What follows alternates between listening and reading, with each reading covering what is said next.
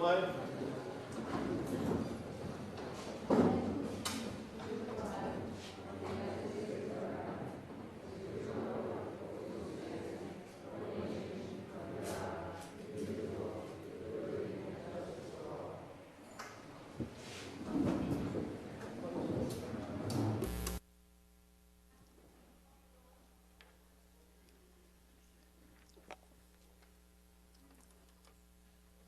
Mrs. Sloan, Mrs. Johnson, Mr. Bear, Mr. Greenstein, Mr. Hohauser, Mr. McDermott,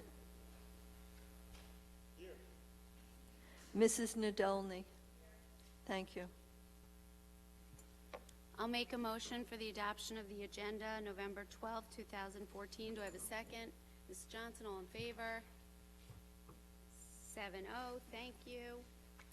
We will now have student and community comments. I just would like to mention we will be keeping to the 3-minute limit, and we will not be going into discussion or answering questions at this time about the bond. We have a lengthy presentation, and we will be having discussion. A lot of the questions will probably be answered at that time. Following our discussion, if there are still questions or comments, we will again open the floor and we will try to answer what we can at that time. So please remember, we are adhering to the 3-minute limit.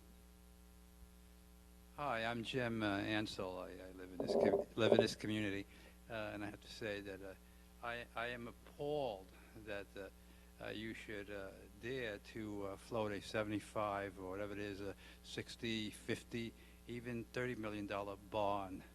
I feel that for items that are basically wish lists and maintenance, which indicates to me that you have mismanaged your budget and let the school go derelict, and yet you've managed to pad every budget for the last 10 years. I am appalled.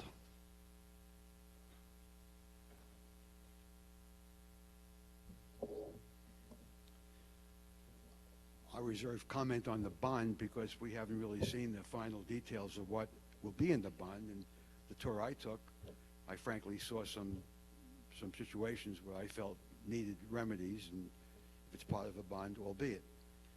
I have a couple of questions. You bear with me. The first question, I know Alan explained something a couple of meetings ago, but it went over my head, I guess. I don't understand what what the rush is to vote on the bond, whether it's 20, 30, 50, 100 million in February.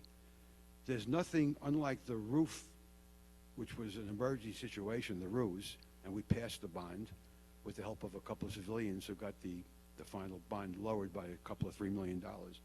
But why the rush in February? I asked the question, I never got a reply from anyone.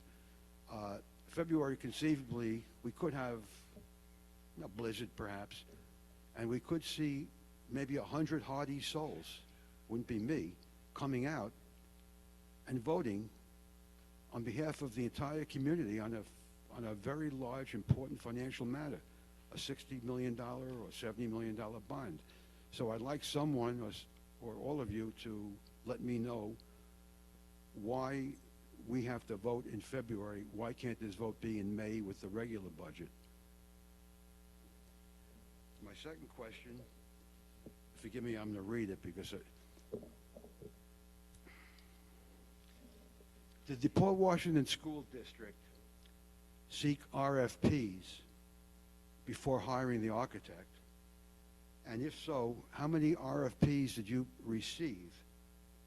And I would like to request copies of the RFPs you did receive. Maybe I have to foil them, I'm not sure. And my last question, I'd like to know, does the architect, the firm, do they get paid? I've asked this question, I've never gotten an answer. Does the architect get a fixed fee or a percentage of each project's cost, or both? And if so, what is the fee that we taxpayers will pay the architectural firm for their work? And when there are change orders, which occur oft times, are there additional fees attached to the change orders? So I hope you all understood my questions. Do you have any questions about my questions? So please, respectfully, I would like some answers. And my email is hank@optonline.net. Thank you.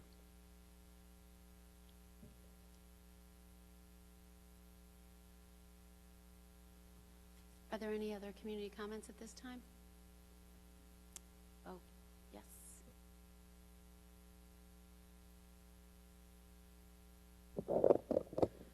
Jamie Troyes, Port Washington. My first comment is about the date of the vote. If the National Weather Advisory puts out a hazardous warning condition and tells people that they shouldn't leave their house unless it's absolutely necessary, who's responsible for keeping the people safe in this community? I mean, if you got icing conditions, if it snowed 2 days before and the roads aren't safe to travel, who's responsible if we slip or fall? The second question, for a bond, just FYI, you could build a whole new school for $60 million. And the third question is about the newspaper. We said our security breach was a student invited another child into the cafeteria. Is it true that that child was escorted out by handcuffs? And I think there's a little bit of overreaction. I know we want to keep our schools safe, but this child was invited into the school, is from what I understand from the news article. I need a little more information, though, of what happened.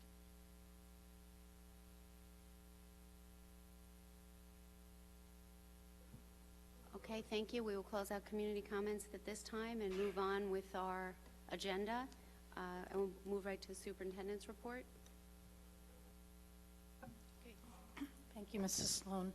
I want to thank everybody for coming out tonight. As you are aware, tonight's discussion will be solely about the bond issue, and we do have a rather lengthy presentation.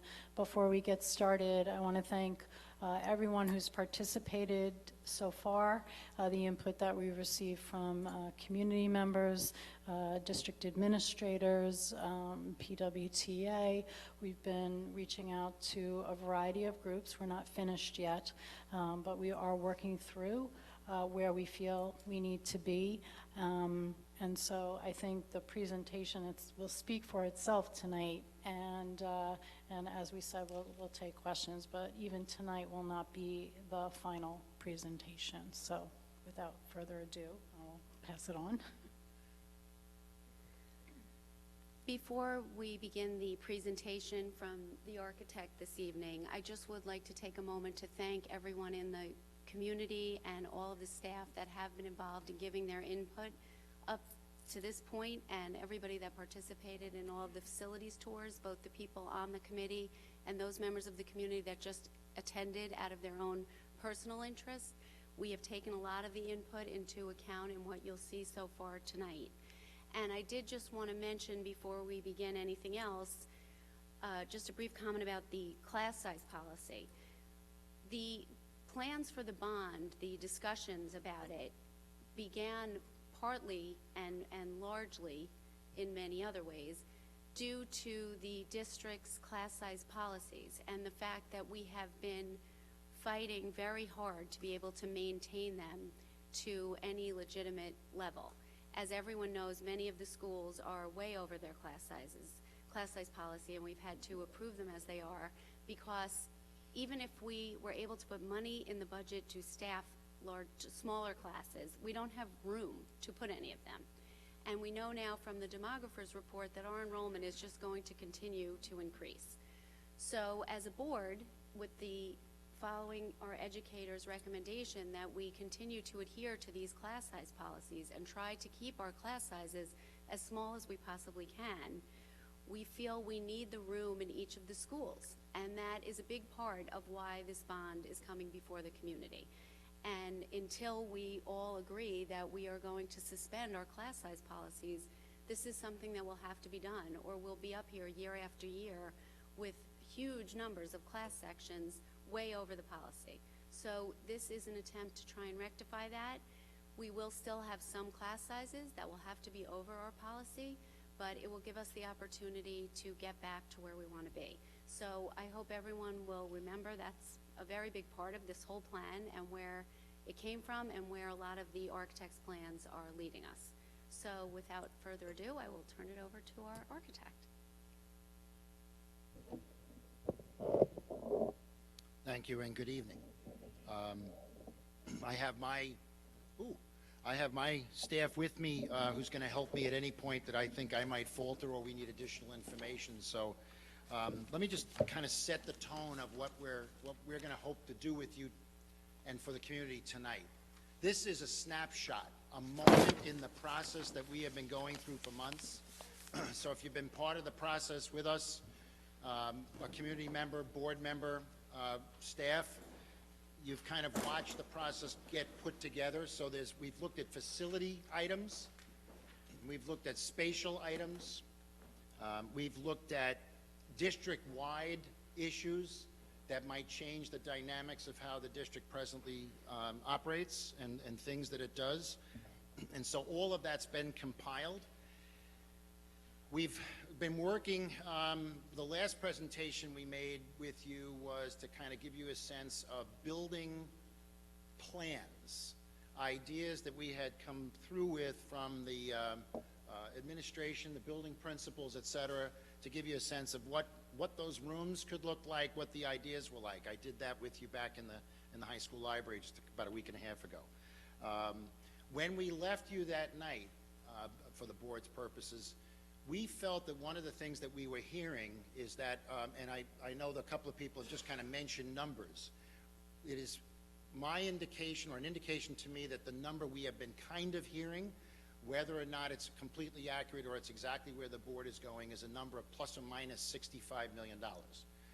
And that is more as a byproduct, I think, of what you see as the future of where you're heading, also and relative to your debt service that will be coming off. We have had, as you know, tens of millions of dollars worth of work that the district is trying to achieve, more than that dollar amount. So we, BBS, your architects at present, took an opportunity to try to look at the overall project, the entire project, everything that's in it, doors, windows, additions, technology, whatever it was, and said, how could we ever present and help you get to something that's $65 million? So tonight's presentation is the second step of that. We unveiled that when we had our meeting with the building principals this past week. And that's what this is going to try to do. And on the slide on the right is going to be money. And this is, I think, a very tough process for you, a good process, but a good one, because we're going to constantly be talking about how much things cost. That's not something we've been able to do with you, because the last presentation we had was more about ideas and plans. We did this same presentation with the building principals and said, we need you to kind of look at what we've designed. Tell us if it's the things that we are solving. Are we in the right direction? Does it make sense? We had feedback from each and every building principal.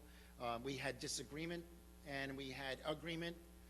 We've made changes and modifications over the past week, including right up until probably about 4:30 today, because there's a constant process that's going on, and that's trying to find the equilibrium between, can we get everything we can in and get it into this project. So my purpose tonight is to put all of this out in front of you. Please keep it in the context that this is our attempt to try to get it at 65. So if you see something bigger or smaller, or something that should change, or a part that should move from someplace to someplace else, we're at your liberty to do that, and please do it. Okay.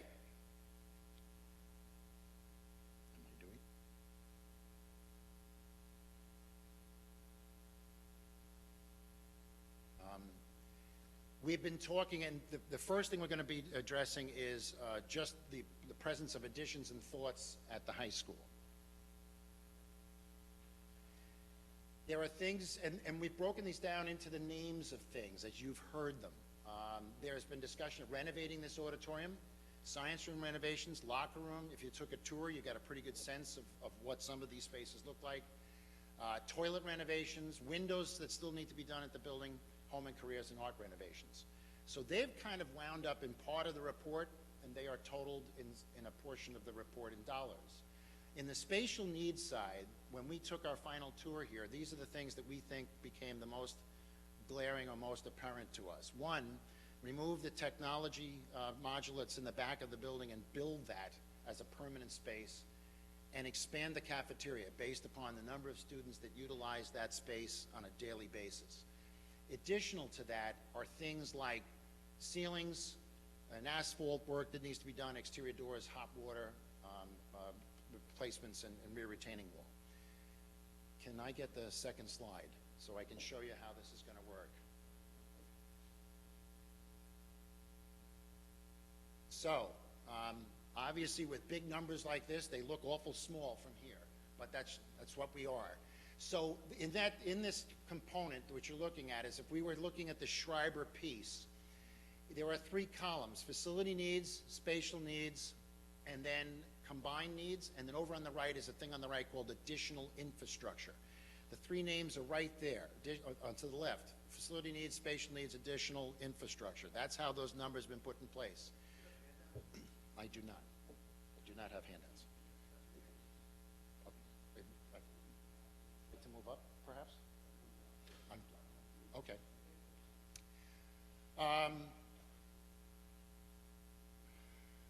Okay. So when we've looked at this, we've taken a look at some of those projects and put dollar amounts, as you know, on auditorium renovations and science rooms, et cetera. Those are all in the facility needs columns. We have the existing building as you know it, and then we've shown some additions attached to it, and I'll take you through these and how we think that they'll make sense in the very large sense of how it helps the building. The smaller, on the left-hand side, is the additional technology room that would be added to the building to offset the modular that's in the back, permanent addition. Sorry. The blue area. I'm sorry. Yellow is, I appreciate that. Yellow is the existing building, blue is new addition. Just want to make sure.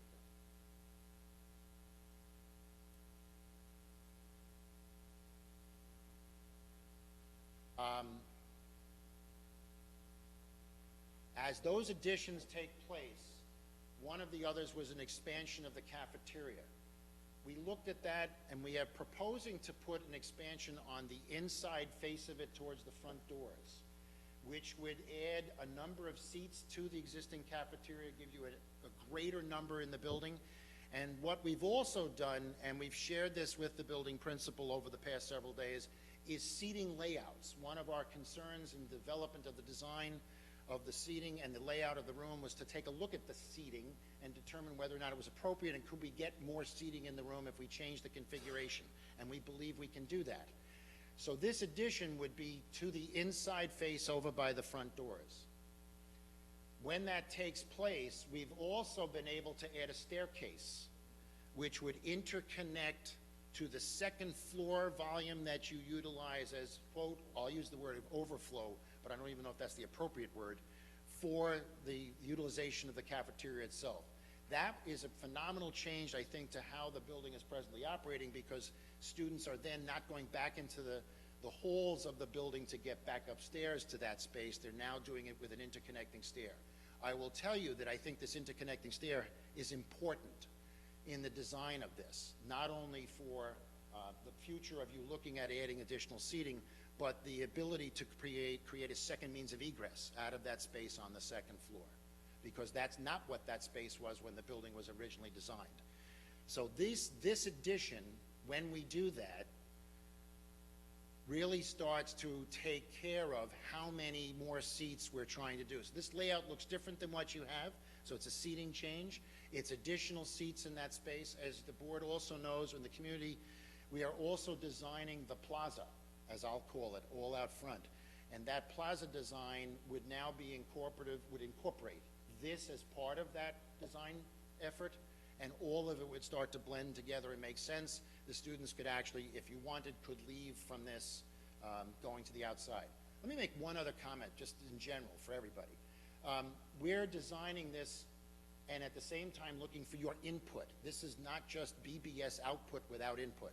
So yes, we've had building principal input, administration input, we'll have board input tonight. So you might look at this addition and say, I think I have another way to do it. We've looked at it 20 times, and we think this is the most beneficial because it resolves a number of problems by adding the seats. So on the first floor, we can see that we can get 559 And on the second floor, 156. We're now starting to approach the 700 to 800 student requirement that's in that space 2 periods a day, as I remember. Now, that dollar amount is attributable and seen over on the chart on the right when you look at Schreiber, because all of a sudden it's picking up something called spatial needs. That's those items. It picks up the new technology space. One of the components that we've been looking at is this bond referendum could get rid of all of the portable, I'll use the expression portable classrooms that you've had that aren't portable anymore. They're temporary modulars, which are now permanent. And that basically district-wide, this is a theme that you're trying to accomplish within this. This is the redesign of that front courtyard. We've incorporated this drawing. The funding of this has nothing to do with the bond referendum. However, it is representative of something that we think. We just wanted you to realize that we are looking at the addition, again, is in blue, so that you can see how that attaches to the courtyard design. This courtyard design will, and I think that's part of why I think I'm here tonight. We're trying to get the whole thought all in one piece, so we're not missing too much. That's our way of getting handicapped accessible entry, changing the plaza and making it a very dynamic space. At the same time, kind of addressing it to the wonderful plaza you have across in the island. So there's a connection between the two. There is part of the components at Schreiber is also synthetic fields. And we've had this discussion, I think it goes back almost to, it could be 6 or 8 months ago when I was here, taking a look at the component of synthetic fields. This layout adds the synthetic multi-purpose field and baseball and softball just behind the library portion of the building and over and just behind your bleachers. It transforms that entire platform into a multi-use field. We've developed this with our landscape architects, as you know. This is also incorporated in the value. Everything I'm representing tonight is within the total of the 65 and also trying to address all the changes that would happen to the property. This field is presently, this is what I think you call the upper field. It's in the back section of the property. The retaining wall is what separates the building area from that. The retaining wall is the dark line on the left-hand side of the plan going up and down. We've been asked to take a look, could we convert that upper field hockey field to synthetic, and could it also be a softball field? Again, our landscape architects have done a pretty good job of outlining that to give you a sense that it is doable and it is possible. But this dollar amount, just so that I'm clear, lies in the blue column on the one on the top, on the slide that's on the right, because those are what we're calling additional infrastructure. Everything in the blue column on the right is not in the 65 million. Those are other considerations for you to think of. So when we've been asked, can we get that field done? The answer is yes. But if I'm holding myself to 65, this is outside of that. So is the retaining wall. Those two dollar amounts are represented in the chart on the right. The athletic field as 915,000, and the retaining wall as 385, I think it is. And I guess I should also state, just so we can, for clarity for the community, I've been here before and I've used and made this explanation, and I'll just do it again. Every one of these figures is developed from information that we know and projects that we've done. It will also develop to be that they will be prevailing wage, multi-prime, including contingencies, so that they are full. When I give you that figure, it's a fully loaded, is the expression, dollar amount, representative of what that project should cost. So I don't mean to sound like I'm just throwing numbers around, but they're real numbers. Okay, and I'm going to go back to the chart after I take you through building by building so I can show you how all the other components are attributable and found. At Weber, Some of the discussion we've had is science room renovations, basically in the one of the oldest portions of the building, an auditorium renovation, and locker room renovations. Just so I can make sure, and I'm going to say that a bunch of times, the major auditorium renovations that you've been discussing with us at both this building and Weber are included in the $65 million. An expansion to either of those spaces is not included in the $65 million. Yes, we had walked through, and there's been discussion that could we do something more and add much, much more to this particular volume? Can it move? Can things move? We didn't put those in. It would be such a dramatic amount of expenditure to the benefit gain, that we didn't put it in. We can address it with you, but we have these rooms completely changing in their dynamic. Spatial needs, again, at Weber was to remove the modulars and to look at, when we do that, new music in the fitness spaces. The additional infrastructure is windows, doors, other things that would be done at the building. For the purposes of some of you who were at the public meeting in the library, you got to see this plan. And if you remember, I'm just going back to the high school, we didn't have anything that looked like that plan that I showed you at that meeting. At this building, we did show you something that said, if you remove the modular structure that's sitting kind of like in the crotch between the two legs of the building, then what we would do is when that gets removed, we would replace those spaces. And we kind of gave you an indication of music rooms. We gave you an indication of fitness spaces and things changing. At the meeting we had at the library, we were asked kind of simply, could we have an auditorium, a large space that would be district-wide and make some sense? We drew it. We looked at it. It's so massive and so overpowering, it becomes financially overpowering to your plan. And so what we've done is we, again, said that can't move ahead. The object at first was to try to deal with the spaces that are here and put them in a more permanent nature.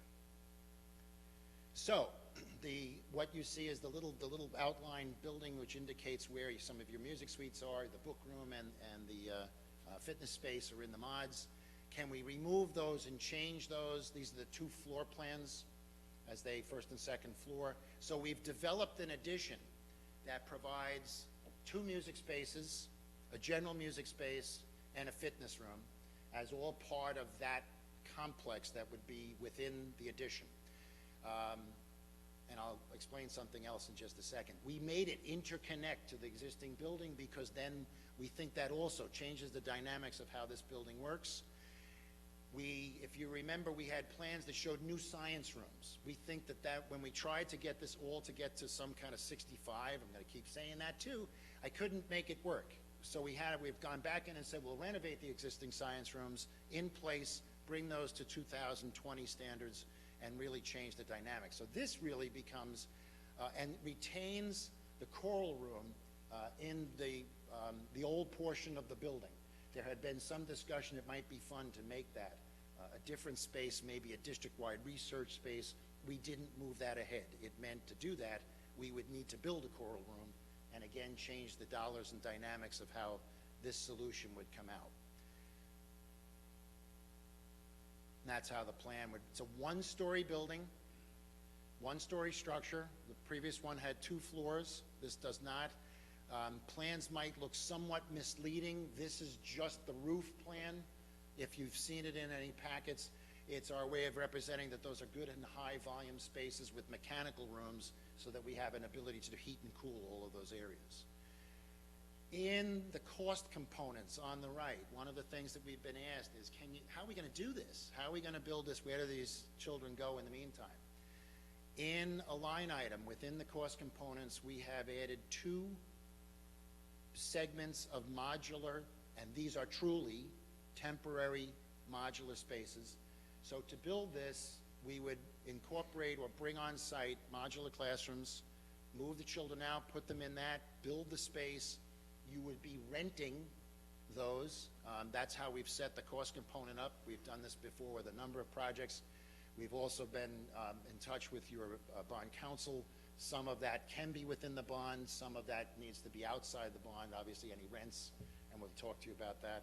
But in essence, now we're starting to say to ourselves, how do I build this? We could also say that those rooms, and those children don't have any space for the period of time that we're building it, and they need to shove themselves in someplace else. We didn't do that. We've made this a holistic approach and said, no, we'll incorporate the ability to have those in temporary spaces. Will they be wonderful? Yes, they'll be new, they'll be great, but they're sure as heck not going to be what we're going to be designing as permanent space for the students in Port Washington. So that gives you a sense of the addition. Sousa. And again, we've been looking at the demographic study. For those of you who haven't heard this presentation anywhere, there have been trending reports done and demographic studies done. The district has had those contracted. We've reviewed them, and doing our educational planning and development of those designs, tried to really take a look, or that information, how are your buildings being affected? So the additions where we're showing them in some instances are trying to offset a demographic change or a peak enrollment that might be happening at one of your buildings in the time frame that these are trying to be constructed. Pieces at Sousa that are within the project is some paving work. I'll explain that in a minute. It's rather minimal at this point, not anywhere near as the dramatic that I think we were considering a week or so ago. If we can add 2 new classrooms to the building itself, we have our ability to put the elevator with those 2 new classrooms. At one time we were, and I'll use the expression, driving the elevator right in the middle of the building, which was causing us to lose some space internally. When we put a 2-story addition on the back of the building, we can get our elevator in there. One of the things that we are looking towards is the concept that if each of the elementary schools can have, and this is part of the educational planning that I think you're discussing, is if they can have a science space or a STEM, can that be a development of one of the spaces? In this particular instance, we said, yes, that could happen in the new addition. We can go back inside the existing building, and along with your building principal, found some ways to really kind of repurpose space within the building. So this gets a plus number of classrooms to it that will support the demographic study as we see it, because there's a way to kind of maneuver not only the addition but the inside space to get that to accomplish. Existing plans, and if you remember, we were trying to look at additions on the right-hand side of the plan where the portables are, the modulars. And what we did is we just kind of looked at that and said, and again, the light blue is the addition, yellow is the existing. We said it's just so much simpler to add 2 classrooms on the rear of the structure, leave the existing modulars, because this is the credit union, and quite honestly, little or nothing to do with where we're heading educationally and where we're heading with the overall bond. I think we were trying to contend with it, and as a firm, we just said if we don't have to contend with it, you might not either at this moment. It just remains where it is. So we have a proposed addition, 2 stories high, one in basically the same room on both floors. We added another staircase to it, required, because we'd have a dead-end corridor to get to it, and the elevator is part of that to be able to function between both floors. So some of these design ideas and some of these additions or thoughts of space solve multiple other issues in the buildings, like the elevator. At Daly, and this is one that's gone through a kind of a transformation in the past 10 days. We presented in the library an addition on Daly to handle removing the portable classrooms, the modular classrooms, and at the same time we're trying to deal with a lot of the other things that were in that plan and the ideas that were thrown at us or asked of us of what could happen at Daly. Number 1, remove the modulars. Those are your pre-Ks, the pre-K office is in there, and I believe the ESL pre-K is in there. Can we remove those and construct something in a permanent fashion as part of this building? Can we deal with an elevator that has to do with the school? The elevator that was added a number of years ago has a dual function. It tries to solve the problem for the administrative purposes on the one side of the building. At the same time, it's trying to deal with trying to get a child in it from the other side of the building. We find that problematic. I think that it is somewhat problematic in the operation of the structure. The other, can we look at getting science and a technology, STEM, classroom, space developed in here? When we looked at this, we said, could we relocate the main office? The students come in the building in a certain location. Part of the concept of greater security for your structures is, can we move the main office so that when you enter the building, you are now confronted by the main office? And I think that's extremely important in our design work. We looked at the cafeteria. In a plan, and only a week ago, we were saying, gee, if we could change that thought that someone's asking us about, remember, this is a design process, can we pull that cafeteria? Could we give you a new one? Could it be different? We looked at that, and I'll show you how our change to that is. And can we do some interior finish changes to how the lowest level of that building feels so that it feels completely different? And we believe that our interior designers and architects can absolutely do that within the volumes that you have. As you know, one portion of the building is administrative, and the rest is really how daily operates as a school. And sitting on the campus are the modular classrooms that you're familiar with. So the challenge to us is, how do I build something here? One of the questions was, and as we discussed it in the library a couple of weeks ago, is what do I do with that? Do I build around it? If I take them out, where does pre-K go? We're gonna kind of work around them, leave them in place and build right around them, leave them in their own location. So we've designed an addition. This looks a little different than maybe anything that anybody's seen in the past hour and a half. It keeps changing, but let me tell you how dynamic we think it makes and changes the structure. The mods stay in place while construction is done. That can be done. That is not something that you can fear. It would be completely fenced in, and we would build paths to make sure that the kids are safe going in and out of that structure.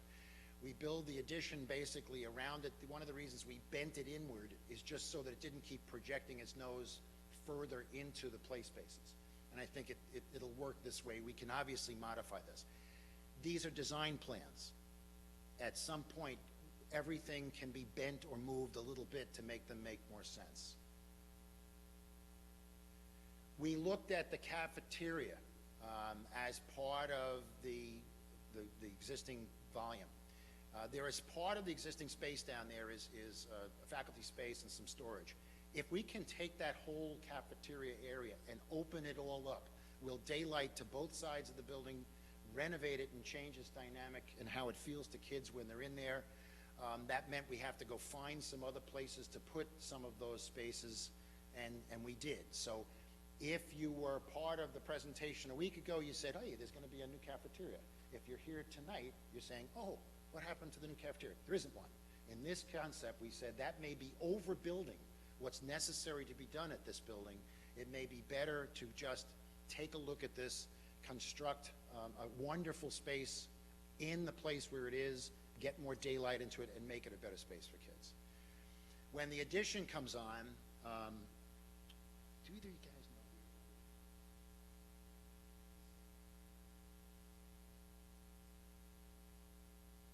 Laser on this?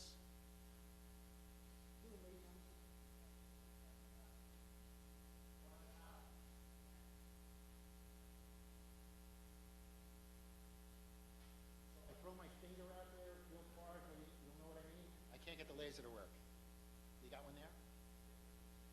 I've been doing all this without a laser. I'm lost. I'm not having as much fun as I should.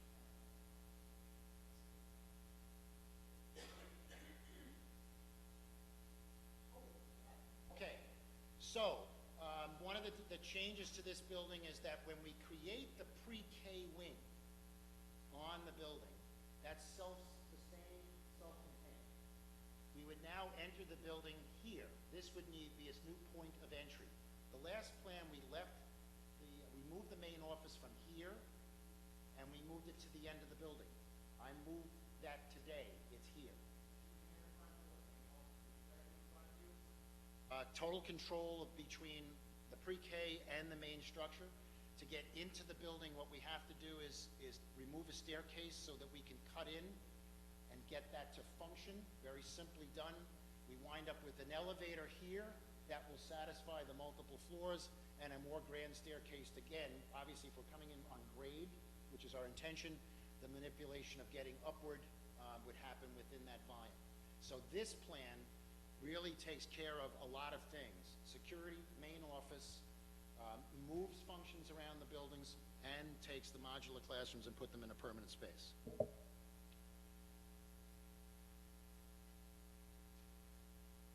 difference from where that plan was and to where we are tonight is that we started to look at some of the other spaces. When we were showing a full-size and new cafeteria, it started to allow other smaller spaces in the building to be relocated and make better spaces. As you know, or if you don't, part of the building has a wonderful, somewhat better daylighting than the other side of the building. We were trying to move things and really kind of change the dynamic in the structure. What we've proposed here is a two-story portion over that front entrance and pick up a couple of additional classroom spaces for the building, one which we think could be the science or STEM, and be a dynamic piece that all the students would be able to function through on both the first, second, and third floors, or lower level, first and second. So that's a change to that. Okay, Guggenheim. Again, can we remove the modular? Can we build new classrooms?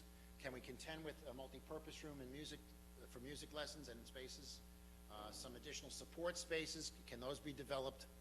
And then some of the additional infrastructure. Again, I'll show you that as we go through the form.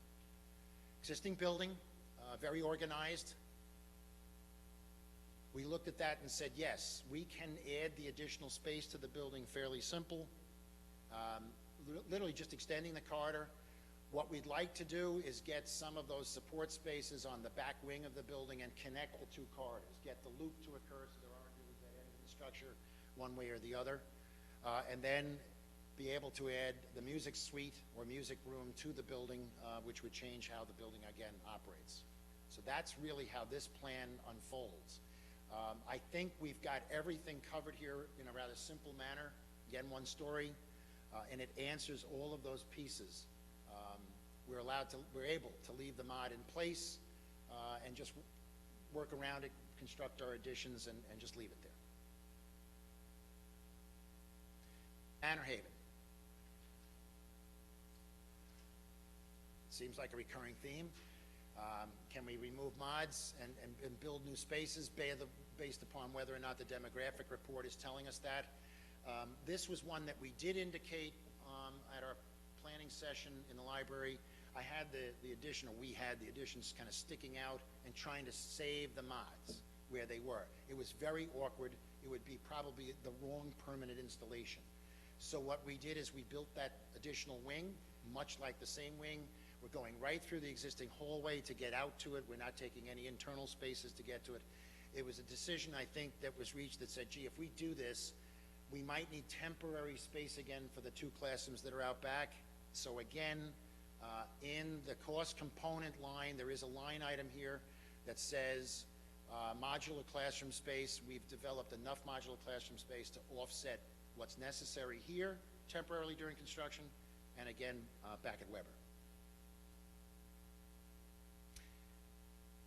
And obviously a more extended plan of, or a larger plan of what we're doing. It's pretty simple and very basic. And I'll be glad to go back, but I really want to get to the whole picture so I can get your questions. South Salem, again, could we create a multi-purpose space? One of these, the large discussions was, can we get the buildings to have some equity in their utilizations and the needs within them? Can we get an elevator in this particular building to solve the two-story scenario that's in there? We did. In essence, what we've proposed to do here is to take a two-story, two-classroom addition to the structure and take back the two classrooms that are on the end and make that the multi-purpose suite. So in essence, we wind up building the two classrooms and the elevator addition all in one piece. At one time, we looked and thought maybe that'd be great if we built the multi-purpose room there. We're a little tight on property, but we have an ability to get classrooms in that there and regain back the multi-purpose in the existing circular portion of the building. I think, again, these are solutions that solve each and every one of the questions that were put in front of us on the plan. Second story, and that provides us the accessibility to the two rooms above.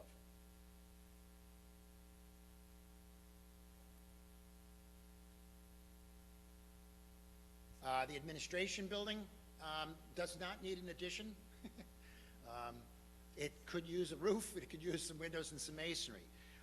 As we were compiling the cost components, We've got an administration piece in here that picks up roof, windows, and masonry.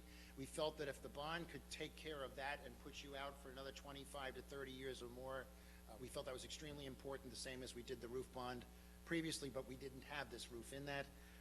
It is absolutely beyond its useful life, so we've been able to get that as one of the components in the space.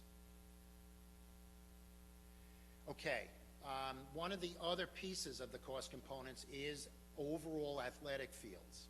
We've been talking about spatial needs, changes of educational utilization, and educational spaces. Now we're going to just kind of look at what did we have within the total referendum relative to athletic fields.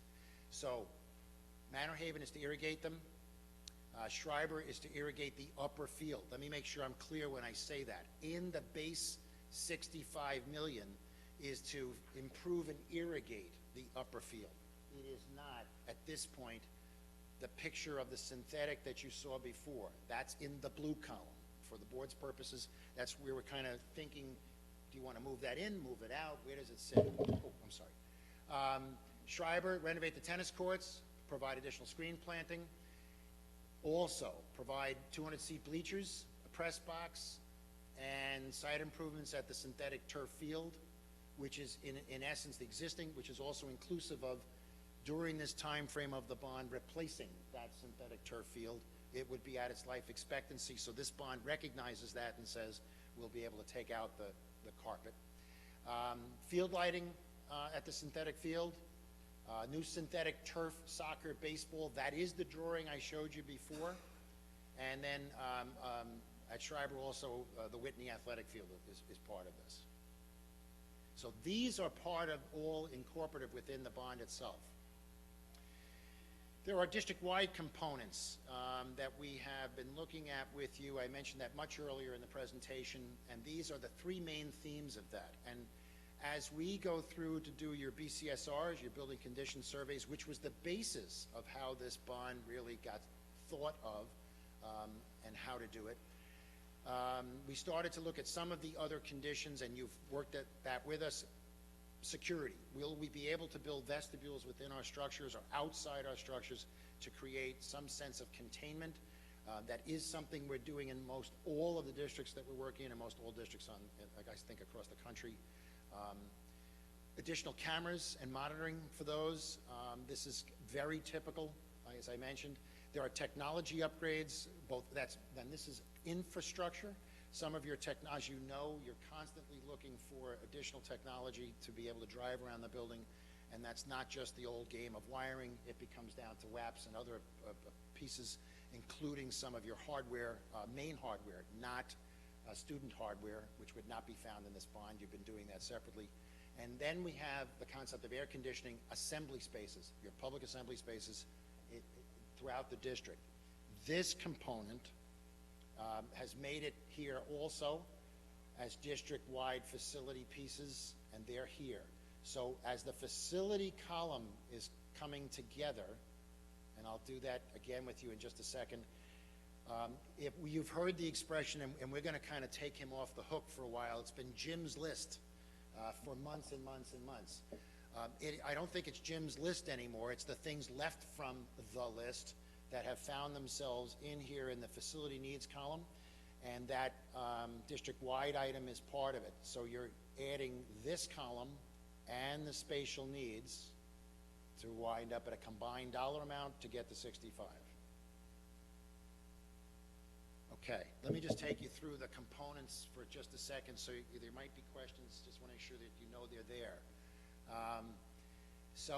Oops, behind door number one.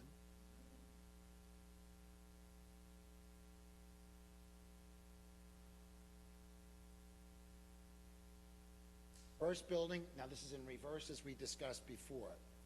We have Sousa with a middle bit of paving in here. That is to really kind of, and that's in the facility section of this, is to really kind of work and try to assist the building relative to parent drop-off. We've had great dialogue with your building principal. We've watched the process. It's a little different, a little more chaotic than perhaps I think anybody would like it to be. Can we improve it? We think we can. we've put some dollars there to try to help resolve that as best as we can at this point, so we've got something there. The plan that you saw earlier, which picked up the spatial needs, which was the 2 classrooms on the end of the building, is incorporated. And this number is the auditorium renovation. One of the requests, one of the themes of what we've got, as well as what the requests of your building principals are, and the people who use the buildings, is that building could use an auditorium renovation. So it's within the containment of the existing bond. Daily is, and we did this because I think it's important. We've had numbers in here over the past week that we've been talking to you about, or at least the administration kind of looking at it. There are 2 numbers in the daily column underneath spatial needs. And the reason being, one we think belongs to daily, and one belongs to the district, which is its pre-K. So when we start to take a look at how much expenditure is happening at daily, or any other building for that matter, we wanted to make sure that if that were not a daily and it was someplace else, it was on a standalone structure, it has a different dollar amount attributable to it. At Guggenheim, we've got the spatial needs, as we've discussed with you earlier. Manor Haven, the same thing. South Salem with the drawings, as you saw. And now we start to get into some of the bigger pieces that were facility items. And these are big dollar amount items because of the magnitude of what you're trying to accomplish. At Weber, it's science room renovations, the auditorium renovation complete at Weber. So I think I've been asked a number of times, what will they be like when they're done? They'll be state-of-the-art and phenomenally handled. That's the best way I can put that to you. So it's seating, lighting, sound, a lot of differences in how the spaces are used, but we're not expanding Weber or Schreiber in this concept before you. The locker room renovation at Weber, I think that's one of the items that's up here that's screaming, saying, please, renovate me. The auditorium in this building, the auditorium renovation is part of that as a component, as well as what you saw for the cafeteria expansion, the staircase that would do the interconnection between the cafeteria and the upper overflow space, as well as the technology room. Science room renovations in here to bring the rest of the spaces up to date. They're going to be phenomenally wonderful when we finish them. Locker room renovations, toilet renovations, windows, and home and career and art renovations. There's a large component of many of those facility items that are in this particular project. The next piece in the green is the administration building, which is roof, windows, and masonry reconstruction. The athletic fields is the white item in here. We've put that underneath facility. Again, it's just about everything that you've been asking of us, but not synthetic on the upper field. Just want to make sure I say that. That all subtotals to a dollar amount. To give you a sense, there's facility items which are been part of, and again, Jim, wherever you are, I apologize, the Jim report, I said I wouldn't do that again, is about $19 million of the total at this point. The additions are 39, and renovations, all of that other work that we were talking about. Now we get to the district-wide facilities work, which is your air conditioning, technology, and security. They are another little over $6 million. So in essence, if I can remind anyone who's been with us all the way through this, and specifically the board, I think you'll know that you've had tens of millions of dollars to contend with. And I just want to say to you, this is, and I know this is a question we're going to be faced with throughout the presentation of this. If you could get everything all done at once and call it a day for 30 to 40 years, you would have probably needed $100 million 15 or 20 years ago. So this is just catch up to some of that, and these are things that after 15 years later have done 15 years of more use out of them. When you add those in, we wind up with a total of about $25 million in facility work. I'll call that somewhat infrastructure. There is $40 million and change for all the spatial needs work, and that creates the 65. These items on the right-hand side start to discuss, as I mentioned, what were called additional infrastructure. We think it's difficult, as we've been talking to Jim Restano and the administration, it's difficult to somehow just say we've developed a number, we've cut it off, and there's no dialogue. This is to create that great dialogue. What these numbers do is say, by the way, these are high priority in thought. We need you to kind of look at those, think about them. We talked about them at Sousa. It's some ceiling work and doors, a daily same thing, paving work.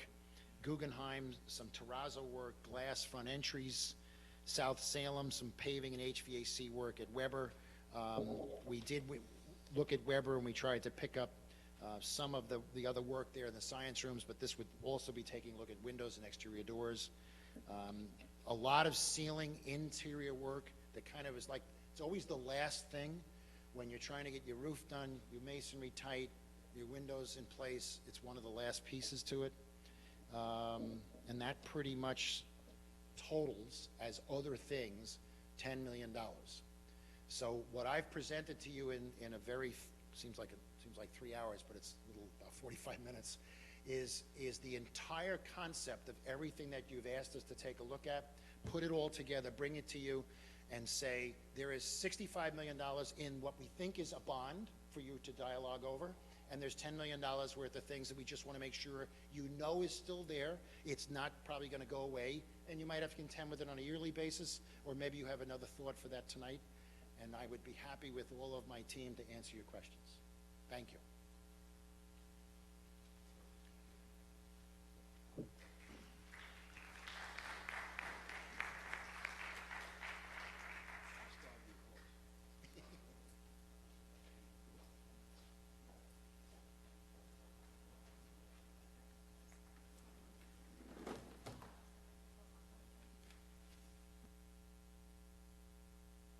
Sorry.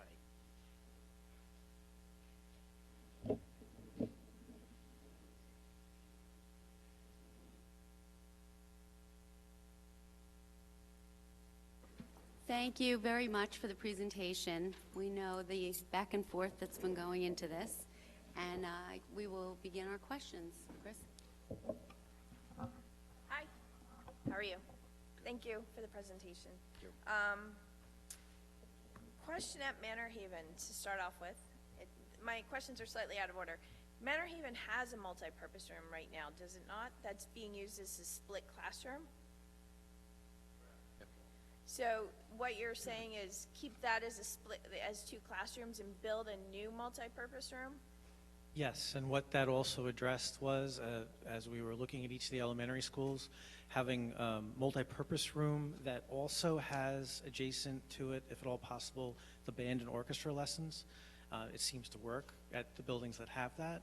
So the multi-purpose room at Manor Haven is suited to be two classrooms, works well as such, and to address the other issues of multi-purpose in music, the idea was, would we address that and build the multi-purpose with the music lessons there as part of the addition? All right, thanks.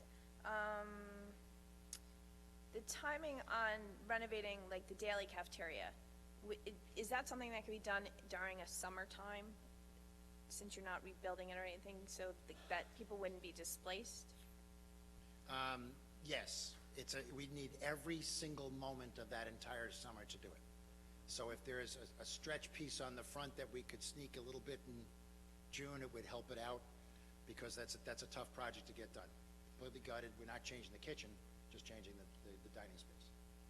The seating in the Schreiber cafeteria, where right now you have some neat round tables and big and small and everything else like that, it looked more institutionalized the way that it was set up. Is that more or less what you're going for? More like long square tables, and this is what it is?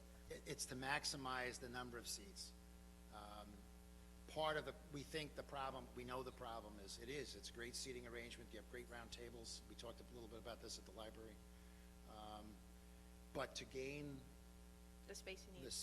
the seats that they're looking for is to change the configuration of the seating. And just on a, I guess, somewhat technical aspect, and if you are renovating an existing science room to a new science room, did those plans need to be approved by state ed?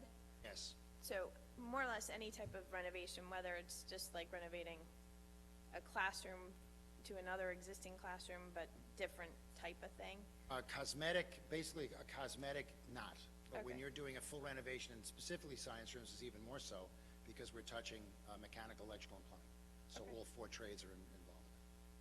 All right, the retaining wall that was on the back, Yep. was that something, I mean, right now it's like railroad ties, is that something that is like aesthetically more pleasing for 320,000 or whatever? Yeah, we were assuming the other piece that you did with the interlocking block, we would try to do something more with that. We also think that it needs to move, I don't know what direction I am, I'm gonna say more west, I hope that's right, so that it gives a little bit more surface area to the upper field. All right.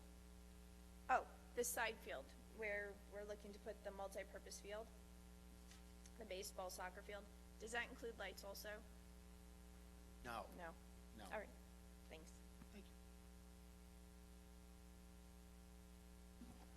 Thanks. I have questions that are out of order also. Let's see. In Weber, I didn't see this mentioned, but when you do Weber, will the air conditioning in what is now the new wing, which will now be the old wing, work when you're done? Yes. Okay, so that's included in the facility needs? Yes. Well, not specifically, but we know.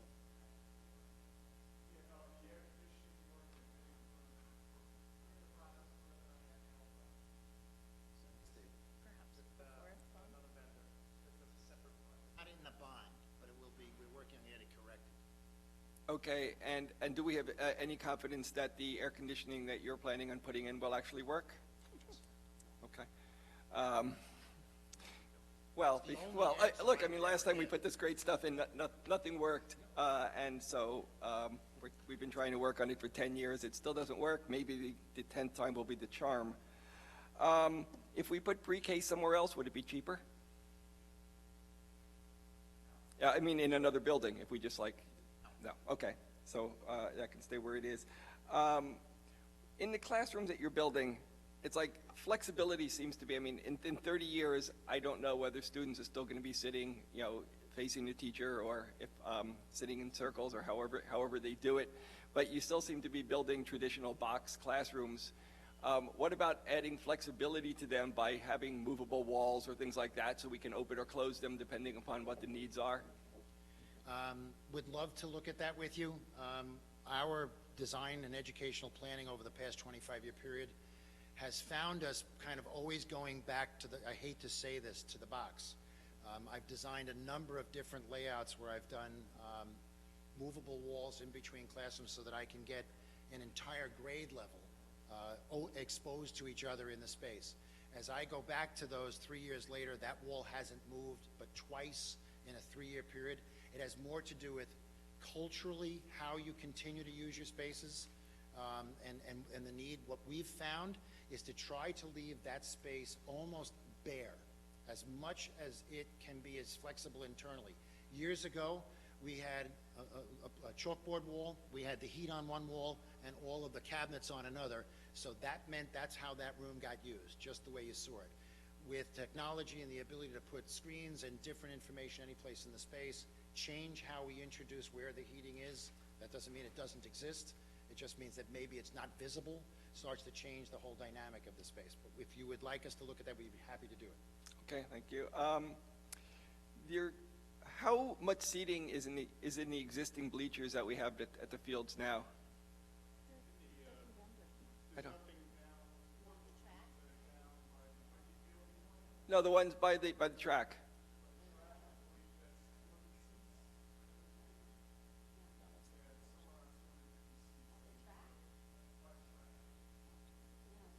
Because it just seemed to me that 200 seats to a 200-person bleachers was rather small, but I guess if that's what we have currently, then I guess it's okay. I mean, then we get more people to football, fewer. I mean, it looks like there's a lot of people sitting there when they're full. Not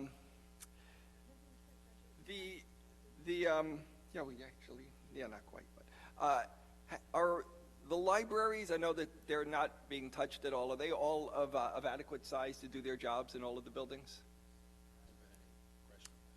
Okay. I have some issues with the turf, with the possible health aspects of the turf fields, and I guess I'd certainly like to see all of that looked at before we put them in. And just in terms of we're spending $5 million on it, just our paying back alone is $500,000, and I think $500,000 a year would pay for an awful lot of seed if we wanted to keep grass. So I'm not quite sure of the cost benefit there, and I definitely want to look at that more. My last, in Daly, under additional, you have ADA, and I'm wondering why ADA is not part of the plan. Additional interior work that would need to be done, possibly we were addressing the accessibility, main accessibility issues in addition, internal to the building, the cost of infrastructure, you probably take on what the exterior space was there, that was renovated, and the work that's being done with the building addition. Okay. In Schreiber, in the additional infrastructure, you're talking about exterior doors and stuff, but if we were to turf that field, isn't there $1 million cost to the turf? Which isn't in there? The upper field? Yeah. Yes, it's on the chart that you have as 915,000. Okay, so that's not included in this chart you gave us. That would add. Oh, I see down there. I got it. Sorry. Okay. And I guess my last question is, and it may not be a question for you guys, but I'll throw it out anyway, is what are the social implications of having that institutional seating in the cafeteria? Right now, there's a lot of people who just don't want to go to the cafeteria under the current layout. Would sitting in long tables exacerbate that solution, or would people be more likely to sit in them? Would everybody come in and sit down and be nice and calm like they're supposed to be? We can build the space and put the tables in. If nobody uses them, I'm not sure it's worth it. I know I should try to answer that. No, I think Larry was right. It's not within your can, but it's Yeah. just throwing that out. Might be more of a question for the principal. And what I would do is, one of our interior designers is very involved in all of that kind of discussion, and we'd be happy to have her come back and have some dialogue with you with that too. Okay, thank you. There it is. Thank you. Tough for me sometimes to comprehend the spatial changes. I have a few questions, and take a look at Weber. And one of the ways in which you've altered or planned to Weber is that you're changing or moving and developing certain uses for classrooms, such as science classes.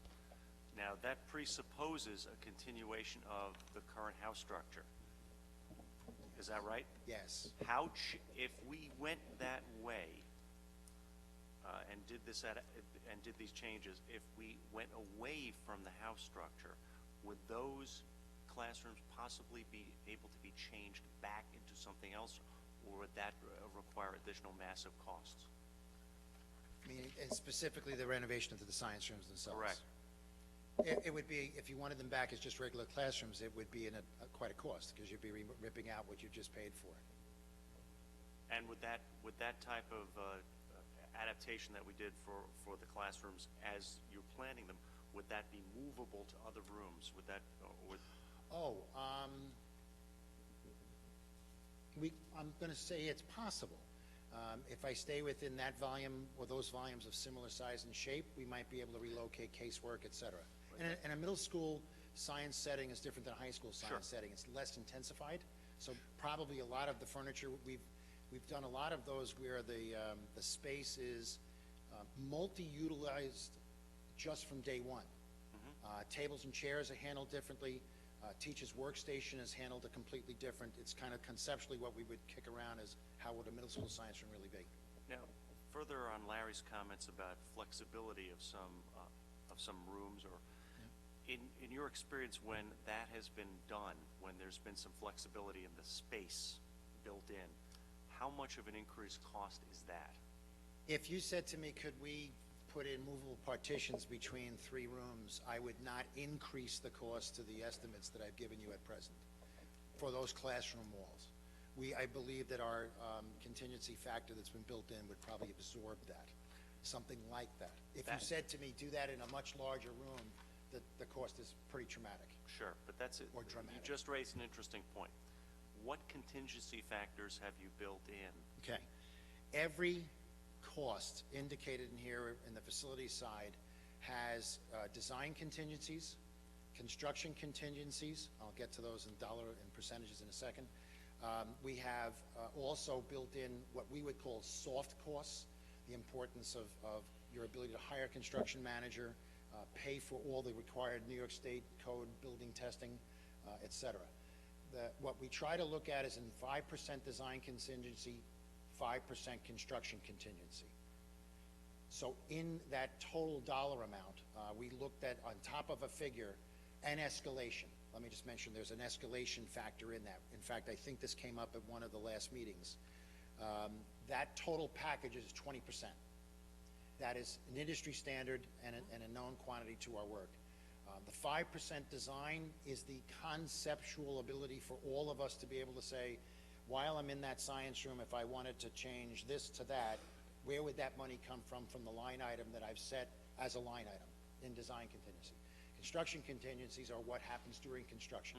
The infamous word change order, whether that belongs to you as the owner or some other reason or field condition, all of those are set in place. And the escalation, just want to mention that for a second, we try to put 3 to 4% escalation in. Over the past 15 years, that's been, I'll call it an average, across that 12 to 15-year period by industry standards across the country and specifically New York. We've had years where it's 0. We're not going to have that anymore. And I have to hold the referendum to be able to get to some place in the future because this is not going to be constructed all at once. However, if I were to put a contingency factor or an escalation figure in to hold it for 5 years, the referendum would be enormous. So what we do is we try to look and trend the cost of construction where we think it might be at that time, and then push ourselves to a place where the escalation factor is still in place. So that's an explanation of all those numbers. That's fine. Thank you. Rough. Sorry, I didn't mean to No, drag it out. that's very, very helpful. A couple more questions. Sorry about this. Nope. One of the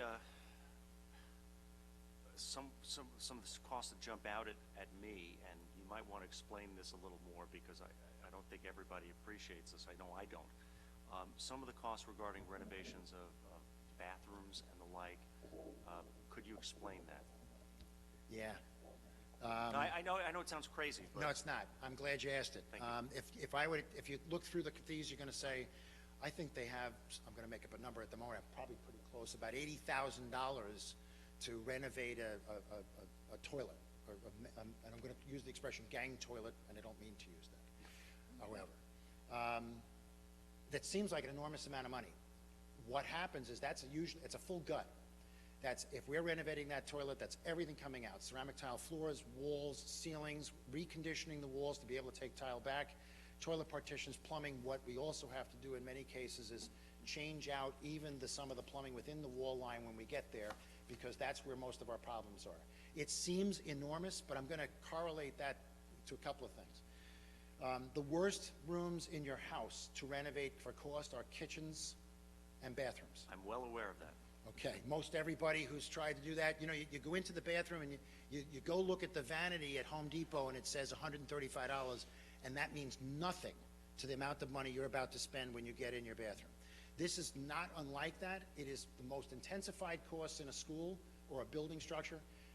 Kitchen, what's one of the other reasons we tried to look at that is if we were reduplicating that at daily, it's a great big expenditure. Kitchens and toilets, any place where we have all of those processes all in the same place. We've done a lot of projects. We just did one this past summer where we did 7 large toilets, and we've used that as the estimate of cost of construction just as recent. So we know those numbers are good. So, for example, when you're talking about toilet renovations here, are you talking about basically taking them all out and redoing every one of them? If we've picked up the space to be done, I don't know how many, I'll turn to Jimmy, but it's in, everything comes in and out, all new going in. That's why I just wanted it so that everybody can It's not, understand. we're not considering this as just cosmetic. Right, yeah, no, the ones that we were looking at here, but was the facilities, have accessibility into those spaces, widening doors, access issues, so built into that number, and we want to make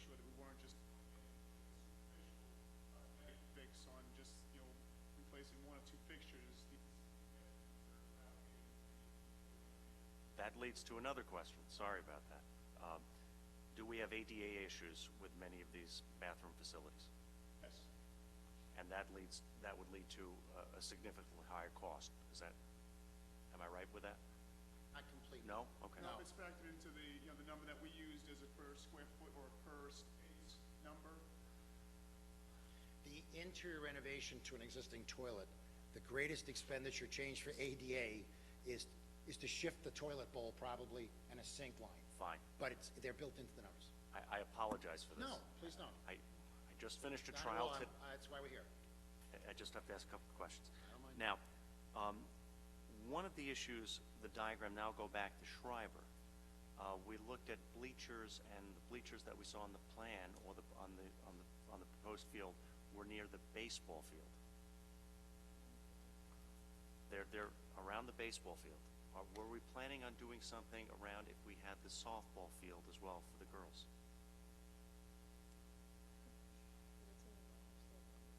Well, We if don't there, have anything shown at this point. And those would probably be more like portable sets. Would there be space for, that's where I was going now, Chris. Would there be space, because one of the concerns with respect to softball was getting fans there and having the support. Is that something that's if that's feasible, I think that's and we're looking at that, I think that's something that should be considered. I think on I'll check the plan, but I think on our upper levels on the first and third baselines, we probably, or at least one of the baselines, we'd be able to pick up more of a lower set of bleachers. Okay. Not, like stadium. Okay, that's all I have for Yeah, now. we should be able to fit a set of bleachers on one, like I said, probably the right field line adjacent to the dugout. Okay. No problem. If we were looking to go along left field line, there starts to be a slope off into a area, and that's where we're running the foul line fencing, so might not be able to fit them along that side, but I think along the right field line, we should be able to fit a set of bleachers over there at least. Okay, and we obviously at this point you don't have a cost associated with that. That's not factored into the cost that we had, 2.5 million. Right. Okay. Thanks. Thanks for the presentation. I have a couple of questions, and I think I'll have more as I digest more of this. I mean, one of my worst fears is sitting with like a whole mess of papers in front of me and an audience full of people and trying to come up with all of my questions. I don't think I'll be able to right now. But you mentioned the modular classrooms. I think they'd be rented or leased while the Weber construction was going on. Yes. Have we looked at other alternatives to that? Like, I like what we did, obviously, in the plan at Daly, where, of course, you can continue to use the modular or the temporary classrooms while you're doing the work. Have we explored other things? Because it was a fairly big-ticket item, over $1 million, maybe 1.8 or something like that up there. The position of where they are is the most logical position of the addition.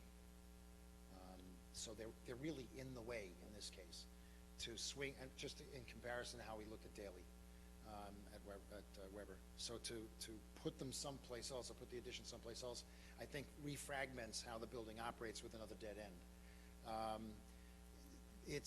We have some of our districts will try to absorb those spaces during the construction period, meaning they'll say that for the duration of time that they're going to be there, where the construction's going to be on, we'll be taking existing space and cut it in half. These are all discussions that, would a gym get cut in half? I can't make that judgment call for you. If I put that slide up here tonight, I'd not only have people angry, they'd be more angry, because they'd be saying, I won't have a gym to be able to utilize. That's really the only ways out of that. It's move away from where the position should be for the addition, or try to absorb those spaces internally, or do without them for the period of time that you're doing it. It's a very tough decision. Okay, and you said that there would be a 156-seat gain in the Schreiber cafeteria seating with as the proposal was, and could you just explain that? I understood that you said there'd be a second floor and a staircase connecting the two, but where would those additional seats be coming from? Is it a combination of the upstairs and the additional seating by virtue of those long tables, or something else? you just hit all pieces. We have the first floor, we have the second floor piece as a combined amount. When we put the addition on, we get the value of the additional seating in the addition, and by changing out the configuration of the seating, we're able to get more children in the space. So it's a multiple of things. The staircase, basically, the students are already utilizing the second floor space. Yes, the common, right? The commons. Okay, that's what I thought. And I was calling it the overflow, I'm sorry, but the commons. The staircase just allows, I think, a great interconnection between cafeteria and commons so that students aren't going back through the building to try to get to utilize it with their food. Okay, I'm concerned, I mean, I guess if that's the right word, I mean, the additional infrastructure items, if we don't do them, it looks like some of them in particular are like pretty critical. You know, we have toilets on there, we have, you know, all the things that you mentioned as you went through. I just wanted to, you know, mention that. I don't think I'm saying something controversial on that, but it's just of some concern that there would be some very, having, you know, walked through all the tours and seen what some of the areas look like, to be going through this and not get those items fixed or renovated at the same time, or as we're rolling out the renovations.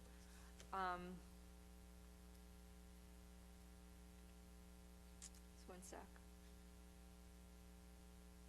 Oh, the upper, what we're calling the upper field. Okay, the cost of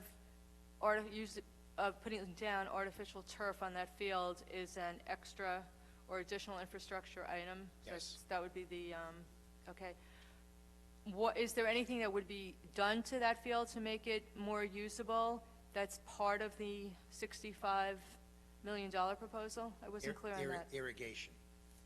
Right now, we have irrigation. There would be also some, obviously, reconditioning of that top surface to be able to utilize it. So it's irrigation and reconditioning. Is there a concern, though, that if we didn't do the retaining wall at the same time that we were using that field more, that there would be a problem with it? Or it's just the retaining wall is in the condition it is just because of, you know, wear and tear over the years? It's wear and tear. In certain places, the retaining wall is in terrible condition, and in other cases, more so towards the backside of the field, heading south, is in better condition. So you would be able to continue to utilize it for what it is. I think what we do is we start to say to ourselves, if you're irrigating and seeding and overseeding and trying to use what's there, you'll use what's there.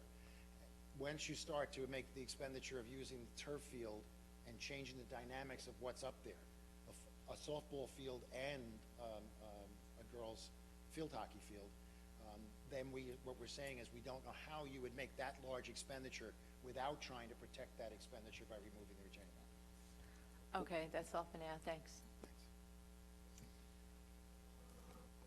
Okay, at Sousa, I just want to go back to Sousa. You have a figure of $250,000 for paving. I'm assuming that is the parking, the change in the parking and the dynamic of the drop-off and pickup. Yes. Okay, because that was one of the high priorities for that building. So Yes. that's been addressed, but we just didn't see any drawing for that. We don't have a drawn graphic of it. Our initial intention is to extend the present car drop-off, where it actually takes place, and try to change some of the dynamic that's occurring there by changing some of that paving and striping in that location. We've had great dialogue with your building principal, and we're trying to see how many other things we can try to make work at that particular building. Okay. And at Guggenheim, the way that the drawing is up now, that reflects the building principal's concerns about the noise level. The music? Yeah. Yes. Okay. We're seeing the wall to the rear as anything that we would do with glazing and solid wall to the classroom sides. And I think we can really accomplish that. Okay. And daily, a big concern was a view of the fields from the building and from the main office in particular, but certainly somewhere from the building. So now that you've had that wing and then added the curve, is that now not going to be happening? It kind of stuck its way from the main office. Once we push the main office to where it is, if we were to continue to extend that further out, you'd have greater visibility from the main office out. And so we could, it's just, as I was talking about during the presentation, that's a change of, just maneuvering the plan itself. Okay, well, that was voiced as And a we can go back priority, to so that. definitely something we've talked about. Yes. And now on to the fields. So I don't know what meeting it was at, and I don't know for sure if you were there, but we had discussion with Jim, and I believe the director of athletics was there, that the tennis courts were no longer something on the list. Jim, is that not correct? That they had been worked on since the original plan, and that was no longer something we felt a priority?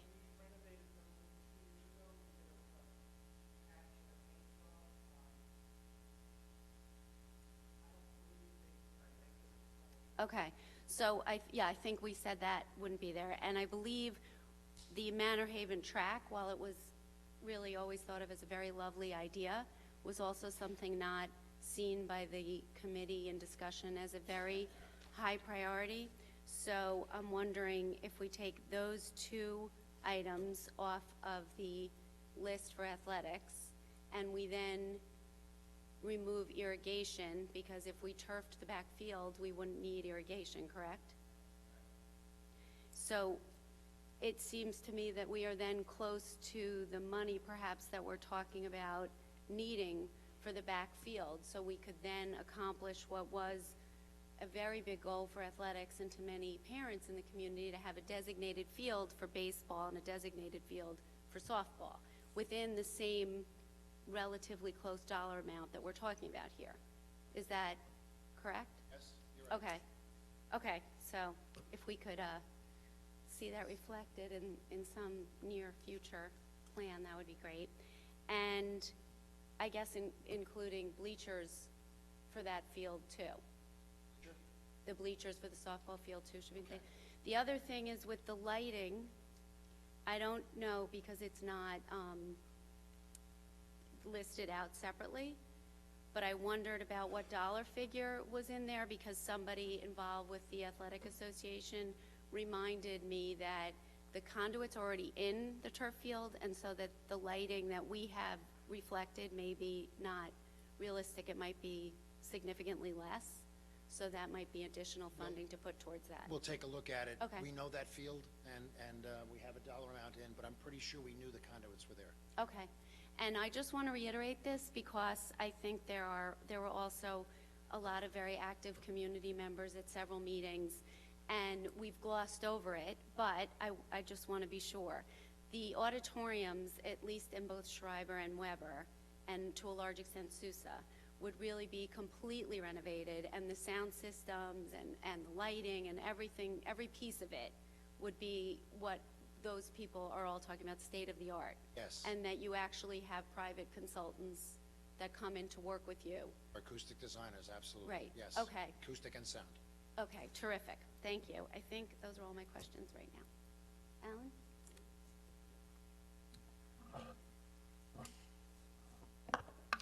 Okay, so questions for me are, well, first let me just say, the way I'm looking at the bond is that we've done facility tours of all the buildings, and unfortunately it's true that they're just, there are infrastructure issues, things have just gotten old and need to have not been addressed over the years through operating budgets. So it turns out that at the end of the day, sometimes it seems in the way school districts are run that you just have to do bonds to fix things, unfortunately.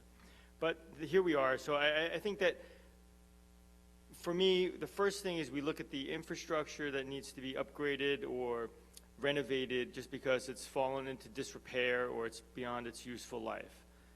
Those things are similar to like the roof bond issues, where these things are just so old, and you know, the poster child for that for me is like the Weber locker rooms. You know, it's just one of those things that, like you say, cries out like, renovate me. It's like when I went on your car, wash me. Every time I see that place, it's crying for that. So I understand the gyms list is pretty important as something that we need to address first. We've also discussed about, you know, accommodating demographic needs in the future. So these are important things for us to address. Are there enough classrooms to handle increased number of kids going forward. We need to do that, and that's something, again, that seems to be something that you just have to do. While we're doing this, if you can change, like in daily, the entrance in order to create the highest level of security for kids entering the building, while we're discussing these things, that's something that's been in the forefront of all the discussions about entrances, security, exits, removing modulars in order to address security issues sometimes. And then we come to this area. So those are kind of things that have an aspect to them where you just have to do them. Then we get into the other area, which is these are now things that the community is asking for, or there are groups in the community asking for fields or for music spaces or renovated performance spaces. And we should be doing something along that front too. And I think that those are the more optional things, but they're still very important. And I think that's part of for me, those are the things where decisions have to be made, because the other aspects that I was talking about, those aren't really decisions. They're just things that we have to do. Whether it's now or the next year or the next year, we should be doing them. And so that's why I'm comfortable and have been comfortable with talking about this idea, even though, like I've said before, the timing of this bond is not really ideal, considering that, if it were 2022 or 2020, that would be the ideal time financially, fiscally, to be talking about doing a new bond, because that's when the old bonds roll off, a big percentage of them. This is going to be all new borrowing that we're going to have to figure out how to fit into tax increases and budgets that we have going forward. So, that being said, when I look at the color table and chart you have here, I see, for instance, the facility needs and spatial needs. So, for instance, when I look at the line item where it says science room renovations, Carrie Palmer, Weber School, and it says 1.1 for, let's say, science room renovations, and then right next to it, it says $8.4 million for spatial needs. Just explain, obviously that's not a line item for that, but what are spatial needs in the context of your chart? That's showing the proposed changes to where the mods are and building new space where that is. Taking those out and building all new space. Music rooms, general music space, fitness, and any other components, hallways, and connections would all be part of that. Okay, so when I get to the part for me where decisions have to be made, when I look at that number, $8.4 million, and I look at the chart, I said to myself, what am I getting? What am I getting that I didn't have before, for instance, right? So just help walk me through. We got science room renovations, auditorium renovation, locker room renovations over on the one column. And the next column talks spatial needs, $8.4 million. So for that amount of money, what are the incremental spatial benefits we're picking up? Okay, just very simply comparing what's existing. You're going to go from modular, existing, temporary, portable, whatever the expression is, space that you've had for years, to appropriate sized music spaces that are permanent construction that will house the appropriate number of students in the volume that should be there. Creating final spaces for every other program that's in there, fitness, etc., in permanent construction. That's really number one. Well, actually, that's like four things all in one. So each one of those are the cost benefit to it. I understand your point about the dollar amount, but in essence, it's the amount of footage. We're putting in right-sized music spaces from the modular classrooms that you're utilizing to support that program. Yeah, go ahead. just add also that one of the main benefits of that addition is you're not going outside the building to go back inside the building, walking through the portable kind of covered area. So it actually closes the building in and allows an optional route around, instead of going around the library and to both ends. It connects and it also closes. Okay, just for me, again, I can only speak really just from my perspective, is that it enters into the world. For me, that becomes, it's good to know all of the things that fit into what we have to do categories, and then it's easier for me to not have to make that decision. If there's a big enhancement of security features that we're picking up, and again, I just use this concept of what am I picking up for the money, right? Then that's a good thing, and it pushes it over into this area of we have certain responsibilities that we just have to take care of. Otherwise, we're looking at a very large investment in the music program, right? Because that's the big thing that we're picking up. And I just want that these are the things that are coloring the way I'm looking at it. If we do at some point have to decide, are we going to do this or are we not going to do that? Then that's kind of part of it for me. So I'm understanding more right-sized music spaces is for Weber, essentially. And in addition to the ability to walk through a little faster, and my kids have to do that walk, that 2-minute walk from end to end. I just want to, Yeah. you kind of hit on the concept of security. It's absolutely a huge piece of this. We're working on a number of projects in Nassau County where, in a high school where they've had 8 portable classrooms for the better part of 35 years, which means that the student leaves the main structure and walks out to a space while you're trying to make the building secure. It's huge. So in essence, that is, it might be moved to number 1 or number 2 in how you're evaluating how you look at that addition or any addition like that. And just for the record, I don't like those portables. I never did. The first time I saw it, I thought someone left something here by mistake. And then you go inside, and there's some of the nicest rooms that we have because they were portable, and then they've been renovated to such a level, like, that's, we could sell gym memberships to the Weber portable gym. Okay, so when we talk about the lab upgrades, right? That's a great concept for me, but I get scared because I look at, you had mentioned something. I didn't catch the phrase that you said, but it had to do with when we talk about science room upgrades, we're going to bring these lab rooms up to the standards of today or tomorrow. What does that mean? Like, what don't we have now that if we do these upgrades to the science rooms that we're talking about, that we're going to have? Just if you have it off the top of your head, like, what is it? Size issues?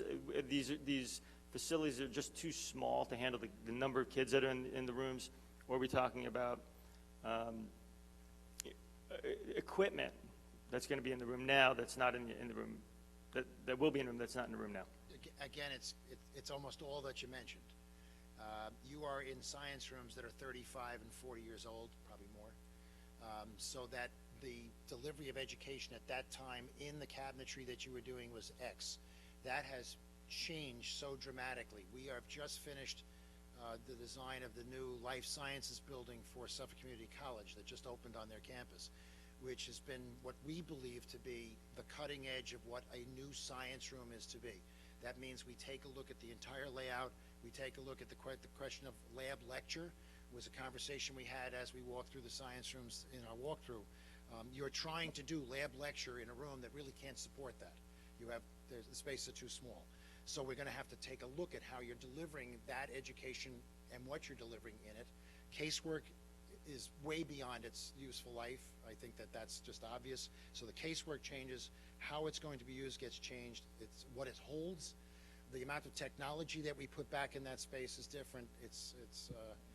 I would venture a guess that your present science rooms cannot help support the science program you're presently trying to deliver in the configuration and the quality of what they are in. I wrote this in my little notes of what I thought was important, but I'm old now, so I can write small, but I can't read it after I write it. I've got that here too. just I moved it far enough away that now I can read it. Another important thing that almost, if it doesn't mean something that we have that makes it a no decision category, but it puts it at the top of these optional decisions that we might have to make, is where we're going to be picking up space or facilities that are in line with the curriculum vision that we have or requirements, but hopefully it's a mixture of that, and where we want to take the curriculum and how we want to engage the kids, and if we're delivering, if we're able to do a better job by investing in the space, then that's very important, that the facilities are in line with the vision of the curriculum, or the, I don't know if that's a good word, curriculum, but the delivery of how we're going to deliver education to the kids. And that's why those rooms are important to me for that reason. And the last thing for me is, what's up with, what is the restriction against using 2 stories at Daly? Because now I see that the change in the Daly wing that you're looking at is even further into the fields, right? From one of the last plans I looked at. So for me, we mentioned in a prior meeting, well, if you're the neighbor across the street, you might have an issue with a second story on Daly. And you also mentioned that you like when pre-K, everyone's on the same floor. However, I love the idea of using one piece of land for twice by going up, and we've all talked about the cost is the same, essentially, to go up or to go out. Daly's already a two-story building all along that area. Why don't we just go up? Is there some compelling reason why we're not going up and take, instead of the 4 classrooms, and just do 2 and 2? Yeah. I guess the compelling reason is my own design parameters that I hold around myself. Yes, it simply could be 2-floor, 2 over 2. I think then what I would be doing is trying to figure out who I would put in it. It is not unusual for us to design space for little guys, and I'm going to, again, just argue the case for extending it on 1 floor because it isolates the pre-K from the rest of the structure, which you already do by having it in portables, which I think is important, wherever it winds up, but it right now lives at Daly. The way we've designed it, that you can come in the entrance and go to the main K other population or pre-K population separate, I think is important. Leaving it on 1 floor, I think, works for those little guys. I think if we can change the configuration and not have it extend out so far, or something, which is why I tried to bend it so it didn't seem like it was eating up so much property. It has more to do with who's using it. If I go to 2 floors, I might say to myself, do I want to put the pre-K? It may not matter. Maybe I'm making something a bigger issue for you, and it's really for your decision. The square footage is there. We designed it so that we could support a 2nd floor later. It was one of the questions with, what would happen later? Please don't leave us. So we left the storage rooms on the ends, as we discussed, with the ability to put a 2nd floor. That was my big argument, but it obviously could be 2 over 2. And just to follow up on that point, is that you look at now all the other buildings that exist, you look at like Manor Haven, and what we're looking at we might have to do in order to increase the square footage of usable space inside is we have to keep going horizontally, right? Like, and now that's a pretty small, postage stamp kind of field to begin with, right? So you're putting a wing in a very small field, encroaching on that even further. If that were all you double the square footage if you go up. Now we can't because we've already done it. Probably can't. That wasn't thought of, or it wasn't part of. Like we're talking about, if we do a 1st floor now, will it accommodate a 2nd floor later? You can design it that way, like you were saying. You just build right up on top of the. I've got the cost component developed within the project to satisfy the nuance of whether it's 1 or 2 floors. And so I think the more important piece is do we agree, do you agree that it should be replaced? If it's there, yes, and then we can determine whether or not it's 1 or 2 story and have further dialogue with What are you talking about, which, it. Over Daly. oh, Daly, okay. And like over Manor Haven, for instance, right? And I don't, again, a second floor over that wing that's closest, let's say, to the athletic fields. It's too late, right, to do that? You don't do a second floor because the cost is much, much higher. It's what happens, and I'll just, to reiterate it, that's why we have all of these campuses and buildings just sprawling. The concept becomes the same reason there was a concern of the cost of modular classrooms as an expenditure of this. It would be so much more interesting architecturally, we have a lot of fun with this actually, to build second floors on what's there, but typically we have to drive columns back in to support the second floor, which means I nearly need to remove the little guys out of there. When I move them out, we have a night item that winds up in the project cost that says temporary space. So it's the thing that you as a Board of Education or any Board of Education struggles with and says, how do I get that line item out of there? And I say, okay, well then I'll just keep extending it. What we try to do is what we've been trying to at least loop them back in so that they don't constantly wind up as dead ends. The old E school design, which was the 3 wings of a classroom all dead ending into the end of the most important pieces, gym, cafeteria, and main office, is a completely different configuration as we look at it as educational planners and designers. So it's inherent in more dollars and timing than it is, and safety, and that's why they keep sprawling. Roger and the team, thank you very much. Really appreciate it. Thank you as well. I know this has been an interesting journey so far. Just a couple questions. Starting sort of at the bottom of the chart with the modular classrooms, if we're going to take out all of the classrooms around the district, do we have any sense that we could reuse any of them by shuttling them around as we were sequencing the construction? So for example, if we take the 6 out of Weber, could we put those, for argument's sake, at Manor Haven while we took those out and put them in the parking lot, for argument's sake, and created classrooms? Let me go back and take a look at them in their specific condition and see how they'll be if they take another trip. Okay. Okay? Just on the overall project, one of the things that ties to the potential theory behind the financing is the sequencing, if you will, of the construction. And the length of time certain things will take to accomplish, because we can't do them all at the same time, and clearly it's envisioned that it's a 6-year, 7, it could even go to 8 years by the time you get it all done, just in how we would try to time borrowing to construction.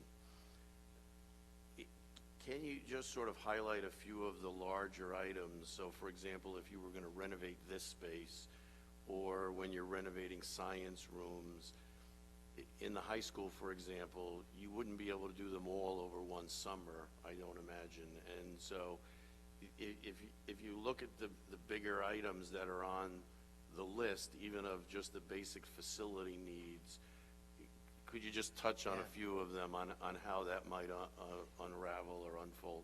Absolutely. I'll use the science room one first.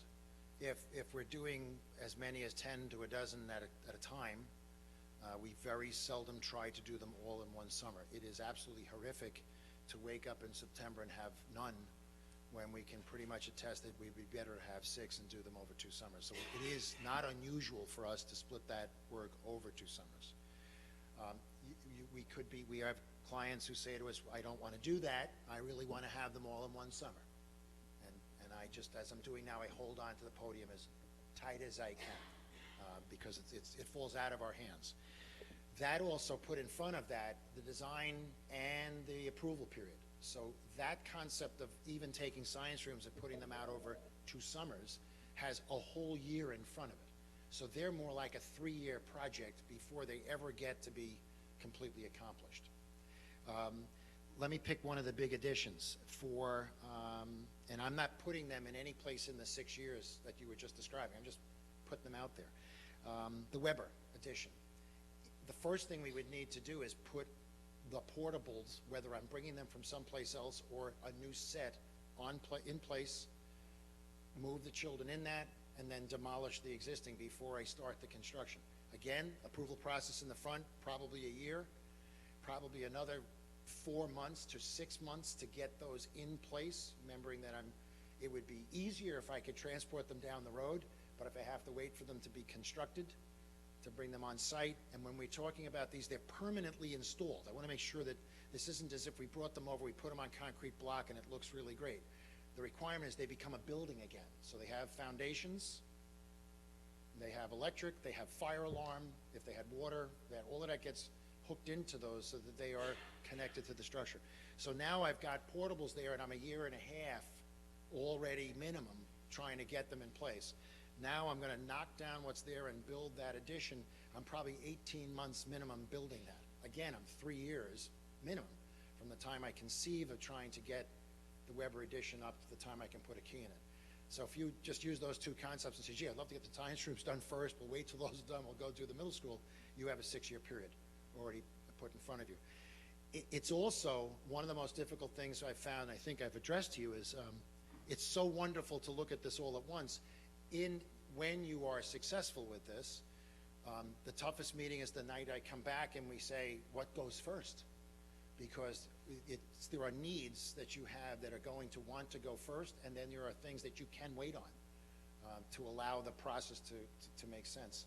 So absolutely, there are delay periods that are three years in the making, trying to get them from concept to occupancy.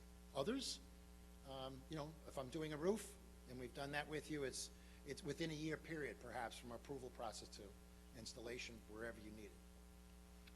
And when you look at the pre-K wing and, let's say, Daly as an example, you would be unable, I take it, to build the pre-K wing while the kids are there, pretty much, or? No, we're going to build the pre-K wing with the kids in the portables. In the portables. So we would imagine, at least for this discussion, not that that's the reality. All right. That you would be building that September, October, November straight through, because it's empty space that we would fence off. That's right. And then I shouldn't say only, and then one of the issues we would deal with would be the educational impact of hammering and everything else to the entire footprint of the building. Yes.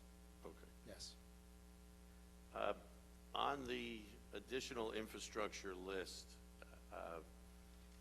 well, let me say that on the facilities needs list, there's a line item for district-wide HVAC of 2.1, and then on the additional infrastructure list, there are several line items, or one of the components that goes into a lot of the line items is additional HVAC.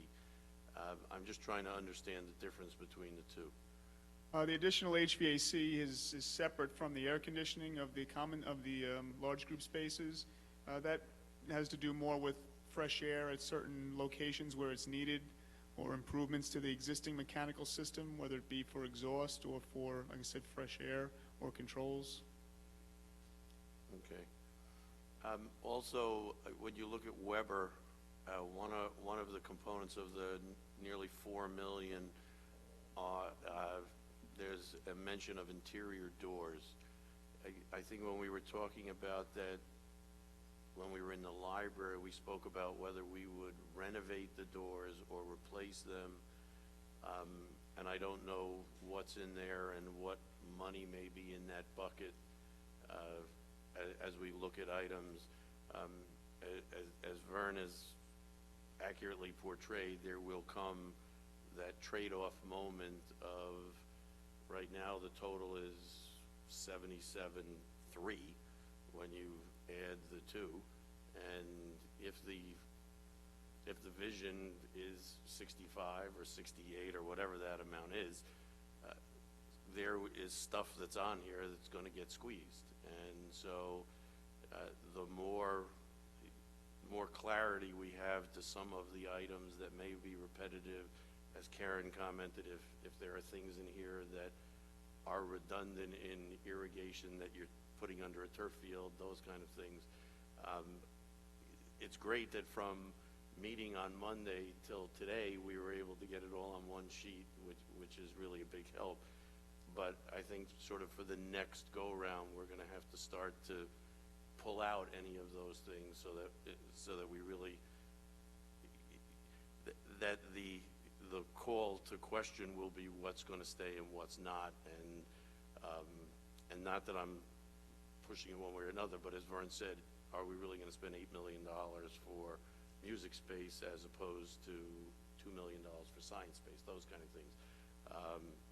Those discussions will come up unless everybody, the will of the board is that they want to spend more money. I mean, that's pretty straightforward. One of the other line items that also, and not necessarily for now, but just to clarify longer term, is there's a line item for district-wide technology 2.6. And when we looked at originally what we thought we would be able to pull out of the budget, the existing line items that's in Ryan's budget for technology, it didn't come to this amount, even taking into account the 7-year plan that we're working down. And I'm just wondering what goes into that 2.6 now, just so we could dig into that for the next time a little bit more deeply. Because based on amortizing $250,000 a year for 6 or 7 years, it was only about $1.5 million. And so there's roughly an extra $1 million in there that I'm just not clear on. I believe the original technology numbers that we were looking at, there was a litany of projects and things that need to be done, and we had to factor in the contingencies and the fees and everything associated with that, which I think they were just baseline costs as far as the components of that line item. And then from the previous presentation, we had reduced that number, which was 3.3, and now it was down to 2.6 based on that reduction. I'd just like to see if we could gel Ryan's 7-year plan that we looked at about 9 months ago or maybe a year ago now, and also what that represents, just so we have some clarity too. And that's it for now. Yeah, I guess we're going around too. I just wanted to clarify, just for the sake of all of us, it's in Weber, correct me if I'm wrong, but we've gone about this by what is currently in the portables. And there was discussion from the beginning, discussions of the bond, that we wanted to not have any more portables if we were spending this kind of money. And then security came into it, and we were made clear that that was even more of a reason to get rid of the portables. So the reason the music rooms are being built in such a way is because they are what is currently housed in the portables, correct? So we wouldn't really be weighing whether it would be music or something else unless we were going to then put music somewhere else and put something else in the portable space, correct? I just want to be clear that I'm not advocating one or the other. I just... Just clarifying that that is not in and of itself part of our discussion. If we want to put something else in the portables, we have to determine that from administration and then put music somewhere else in the building, correct? Okay. And then I feel like Daly just isn't there yet. It's just not quite working for me because we cut out the moving of the kitchen, which, as you pointed out, should have been a really big number, and it's still total with pre-K and Daly a really big number. So I just think maybe we need to take another look at it. Maybe we could again speak to administration. I know one of the concerns was having bigger classrooms for some of the upper grades. Some of those were really packed. So maybe pre-K should go in the building, and then you could have the up and down 2 classrooms, bigger space, like that would be the new classrooms, just for instance. But I just think we're not there yet. And then the Schreiber staircase is troubling to me because I don't know if that's a warranted expense for what we're getting. I hadn't heard that it was as big of an issue for us to have the connection to the Commons. So I'd just like to revisit that with the administration as well. Okay. Yeah, I have two questions. One is, in Weber, you're creating a space between the new wing and the media center that looks like if you added a little bit more access to it, could be potentially used as a little garden or something along those lines. It might be too dark to plan something, but it could be a xeriscape. It just seems you have this pretty nice looking triangle and only one little staircase going down, so I might suggest that shouldn't cost anything else to put another door in. So anyway, my other question is, again, getting back to the HVAC, which is sort of an issue in all 5 elementary schools, and yet anecdotally is also an issue in Weber and Schreiber. At the end of this, if whatever number we come and spend, not looking at air conditioning when it's 100 degrees out, but during the bulk of the school year, will every classroom be able to be kept at a constant temperature, and will they all be the same temperature, and will they all have the same amount of ventilation, or we still have, the Arctic Circle and the desert on different sides of the hall? Now you're waiting for that answer also. From everything that we've got in the project at this point, I need to look at those HVAC items that are there to be able to answer that more clearly for you. Because to me, that would be the top priority, is to make sure that the kids, they can have all the great science equipment in the world. If they're passing out, it's not going to help them. So I would think that would be, and I guess I'd like to know what figure it would be if we were to fix all the HVAC in the district, how much that would be, and what else we could take out to accomplish that. We'll look at that with you.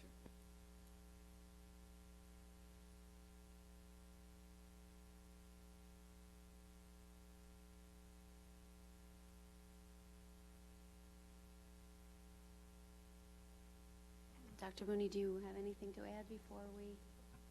The only thing that I just wanted to add was, as we've been going through this process, we clearly want the educational needs to drive the vision here, and that we're looking for equity in a variety of areas.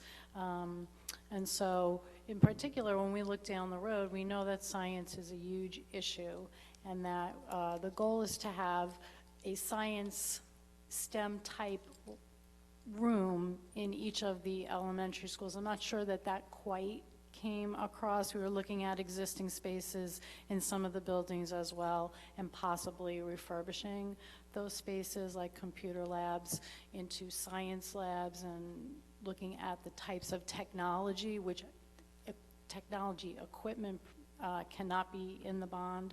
So we are thinking along those lines as well, because we know educationally that's important. Again, I feel like I do have to emphasize, we have a very strong music and art program here in the district. We have very, very many talented students. The programs have grown, and so to have really, really proper spaces for our students is very important for the overall educational experience for our students. Similar with our fields, it is important to the student athletes, but it's also important, and all of our students benefit through their physical education classes and things like that. So I think it's really important, again, to emphasize that all of these facilities needs that we're discussing are really to strengthen the really high quality programs that we have here, and that's really what's behind it. So. And we will continue to work with the architects and, of course, the board to bring this to closure at soon. Alan, and then One of the things that I didn't see was a line item for replacing the existing turf. We have it in. Yes, it's in. In the 4.9 or the... I know we have it somewhere, but I can't remember where we put it. It's included in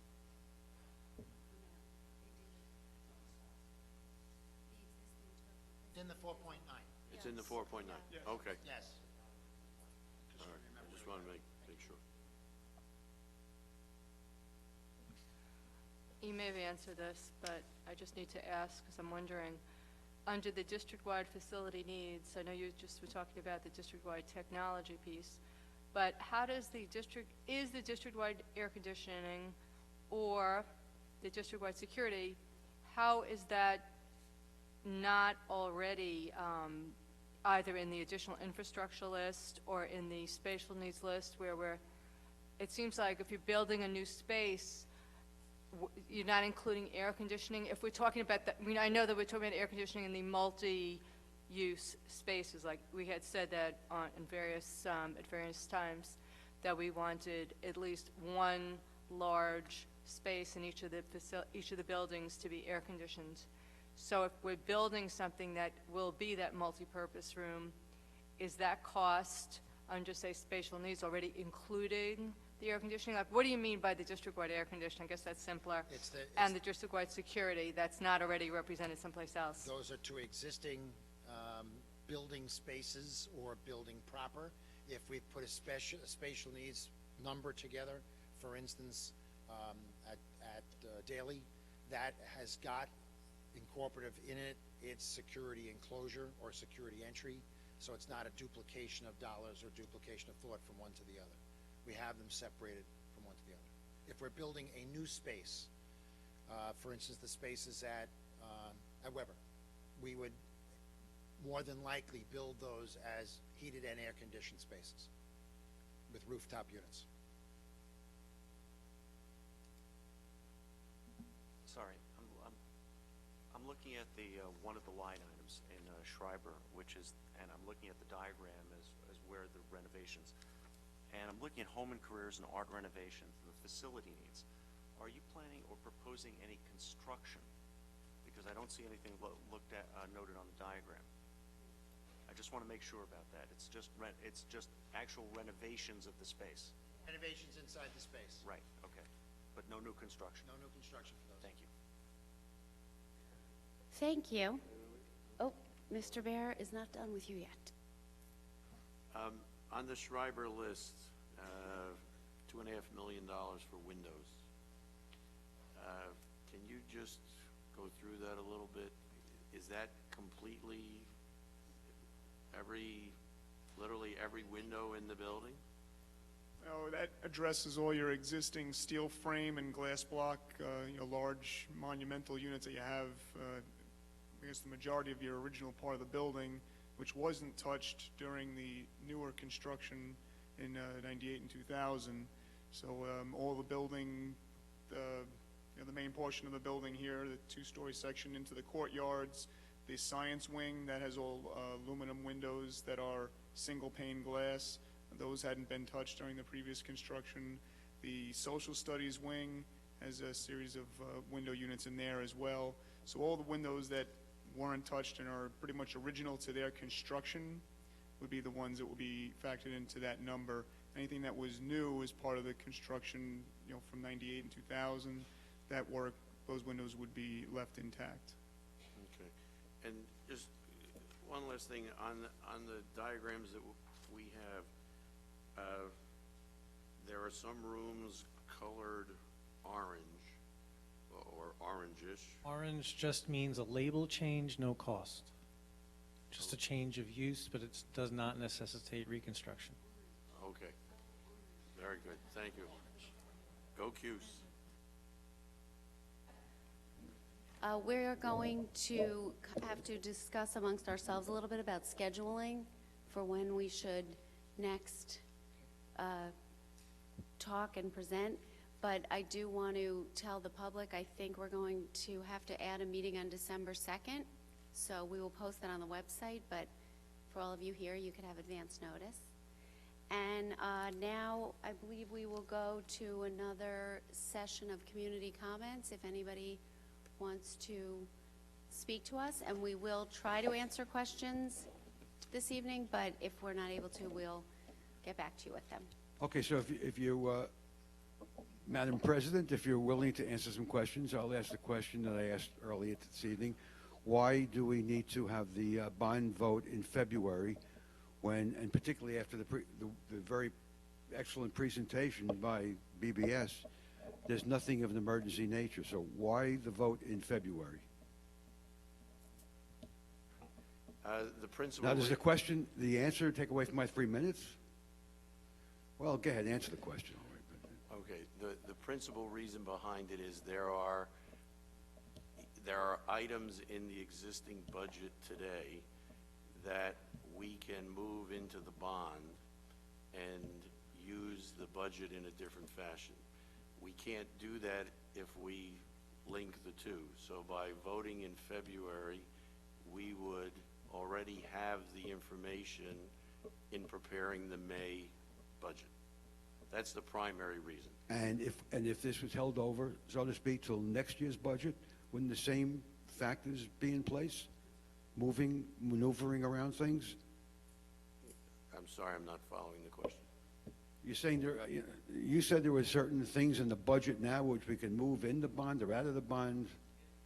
There are certain line items in the budget that become bondable. That become bondable. And therefore, the money to also fund the bond then is freed up.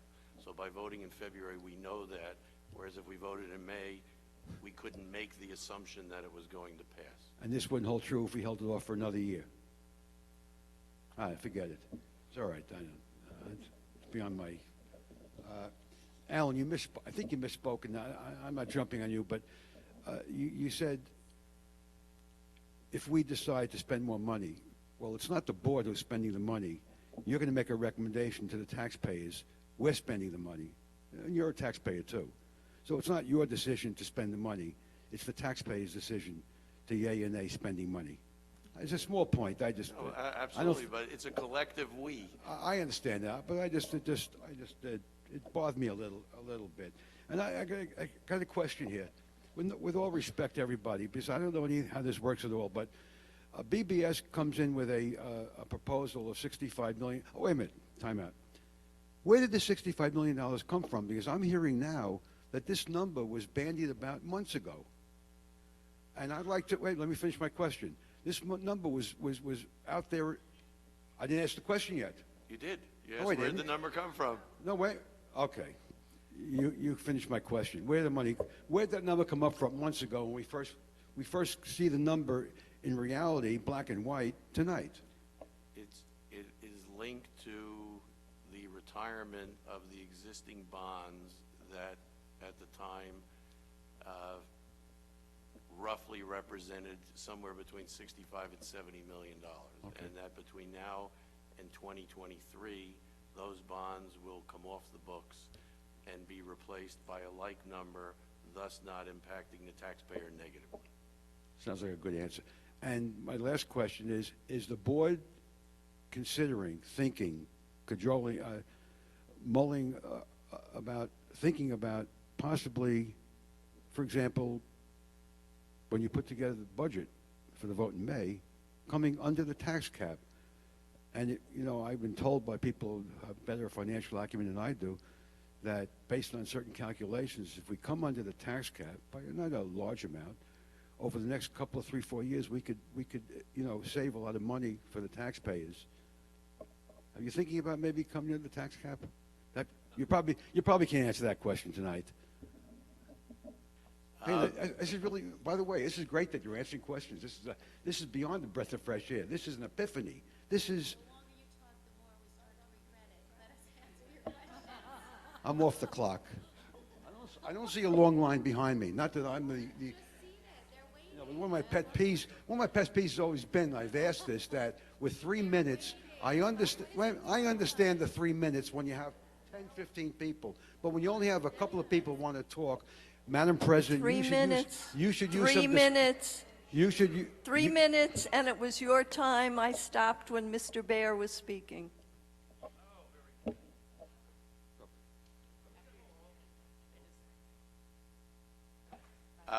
Hank, just quickly, the topic of coming in under the tax cap was discussed at Monday's meeting. Mr. Russo made a very nice presentation at that budget meeting this past Monday. And at the moment, I can't give you a yes or no because we're still working on the formula. We don't know what the tax cap levy will be. We don't know what this looks like. we're still looking at whether this should be done immediately as a bond or a series of bans and then bonds to figure out if we even need to do that. So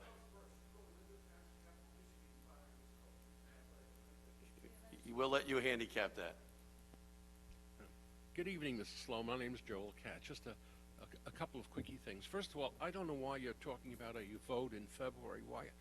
Why is a vote necessary? We obviously have a done deal here. BBS wouldn't be present here with 6 people and making the presentation. You wouldn't be asking all the questions that you are if there was any doubt that this bond was going to pass.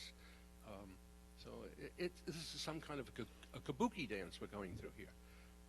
I'm disappointed on 2 levels. First, that this room isn't filled to capacity. It's shameful that you're discussing spending 60, 65, 70, $75 million, and there's not a soul here. Your PR firm, I think it's Syntex, has done a terrible job, and I would cancel their if it is still Syntex, I would cancel their contract immediately. The second thing that I'm very disappointed in is the lack of emphasis on STEM, money being spent on STEM items in this proposed bond issue. Are you aware of the fact that our neighboring school district, Roslyn, starting this September 1st, adopted a pre-engineering program, and it's based on STEM. They're emphasizing science, technology, engineering, and math. They have 200 students already signed up for or more in their high school, and we haven't even scratched the surface here. What's so disappointing to me is that STEM is the wave of the future, and all I hear about when listening to the bond proposal is athletic fields, synthetic turf, bleachers, and then I hear about music, storage rooms and music. I really get the feeling that Port Washington is into the soft studies, you know, the kind of courses that don't give our kids any anxiety or stress, and we're not into the real science technology. Oh, I'm glad somebody's laughing. It must have been, what was it? Tell me later if you're one of the mothers who objected to Common Core. In any event, my point is I'm really, in $65 million, I would have thought that somewhere in there we would have been building a new science wing. I mean, an important new science building, and all I hear about is synthetic turf, which is unhealthy. Mr. Greenstein, you're absolutely right. I hope you're going to vote no on the synthetic turf. Thank you for your time.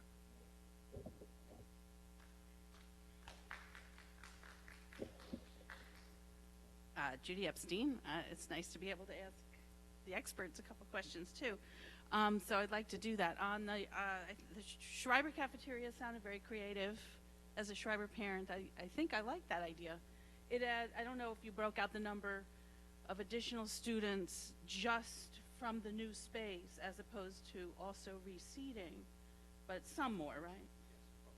And I noticed when I went on the tour of Schreiber, I went on the tour of Weber, and I went on the tour of Salem. I didn't get the other elementary schools. But Detective Tony was saying we need more doors out of the cafeteria, and I think you put a few more. So that would be good. I don't know if food service could use that stairs. It's pretty random how they bring things in at the moment, or at least it looks that way when I'm sitting there for an Agate meeting. But are you also including a plaza, redoing the landscaping out in front? So the kids don't have to cross the driveway to eat outside? Is that what the purpose was? There is a redesign of the plaza. It's not in the bond.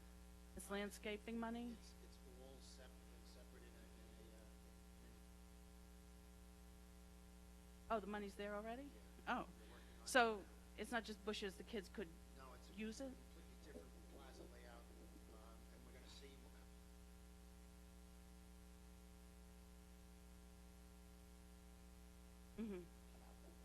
Okay. Also, the one thing I wanted to underline, you were saying you can't have a blind hallway anymore, especially the second floor. It has to go to a stairwell so people can get out of there? Can't have a dead end. Okay. Finally, I'm not an expert. I just took the tour. I think Weber especially needs every dollar you can put in it, and you know that, and we know that, and any Weber parent knows that. And And I don't have kids in Weber anymore, so, and next year I won't have anybody in the district anymore. But I like the idea of the location of that wing joining the old Flower Hill building and the new. I think that's very clever. I was wondering, though, if it would be more efficient to, I'm a complete amateur, to put the science things there and just run the natural gas and the water to one location instead of what felt to this parent like random places around the building that we visited.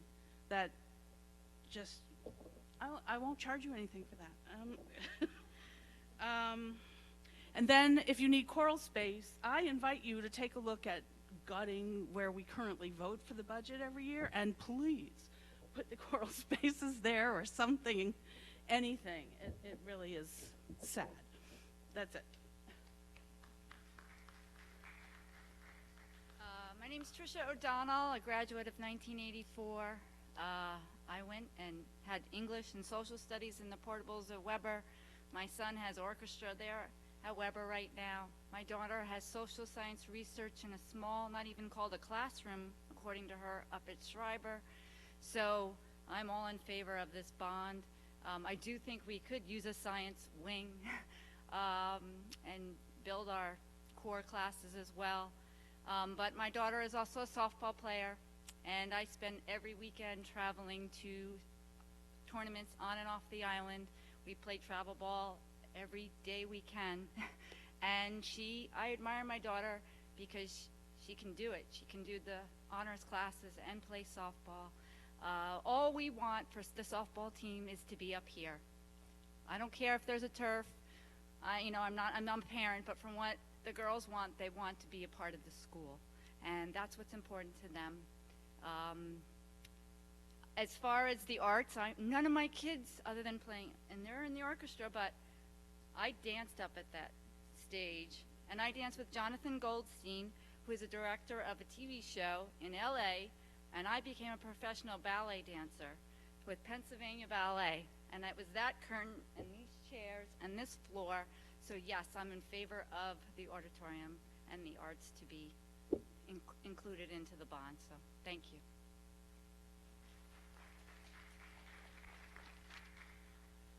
Good evening, Howard Simon. There's so much in the bond planning. It seems to make a great deal of sense on the surface, but I do wonder about something in light of other conversations. If I'm doing the math correctly, which is questionable in and of itself, and given the fact I'm now supposed to wear reading glasses, who knows if I can follow the numbers right anyway, the athletic fields line looks to be, when you go across, about 9 or 10% of the entire bond issue, if I've got it close. About 9 to 10% of the amount of money you're talking about would be on the athletic fields. Now, in the vacuum, that sounds somewhat reasonable, but I'm curious. In this room on October 21st, during the discussion regarding the budget, Mr. Baer, you made clear that we, quote, will, not may, but will approach the point where there's nowhere else to go regarding cuts to programs. And you raised the point that what were the things we're going to have to consider putting on the table? Going to half-day kindergarten, cutting athletics. To be fair, you acknowledge you were not supporting any of these positions, but you were making clear they were going to have to be something the way things were going with the budget as we move forward. These are things we're going to have to look at. Now, in one year, I'm hearing the athletic fields are important for our programs. In the other, I'm hearing that if the budget talks continue to go the way they're going in the future, we may have to cut athletics. So, as a taxpayer, it's kind of like being the person who owns waterfront property being told you need to invest in a bigger boat even though the water level is sinking and you may not be able to sail here anymore. So I guess what I'm asking is, how do we rationalize saying, on one hand, we're going to have to consider talking about cutting athletics, but we should pay to have better athletic fields for teams that won't exist? How do we reconcile those two positions?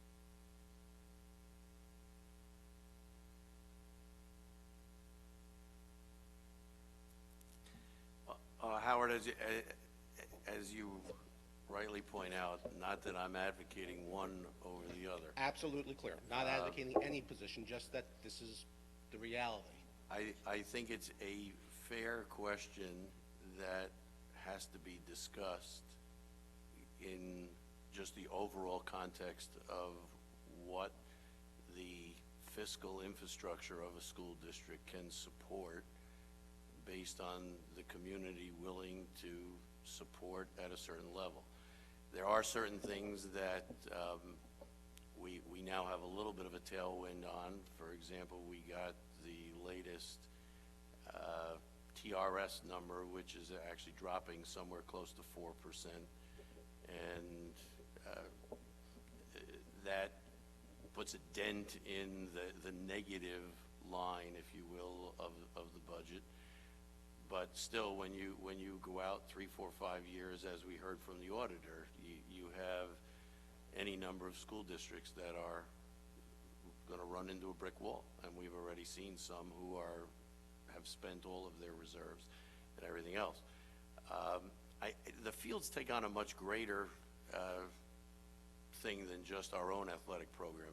There are thousands of kids within the community who use our fields, and it's not just about Port Washington School District athletics as much as it is.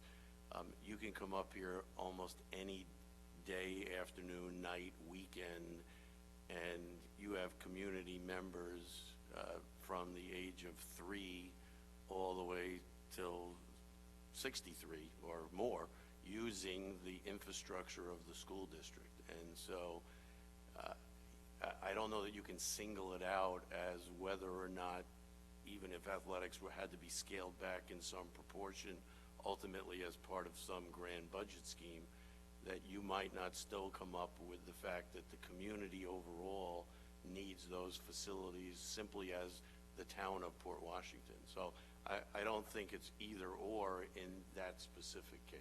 Fair enough. And in a similar vein, is it fair to say that when we look at the $65 million figure we're talking about now, does everything on that list constitute something we need, or some of it stuff that we'd like to have?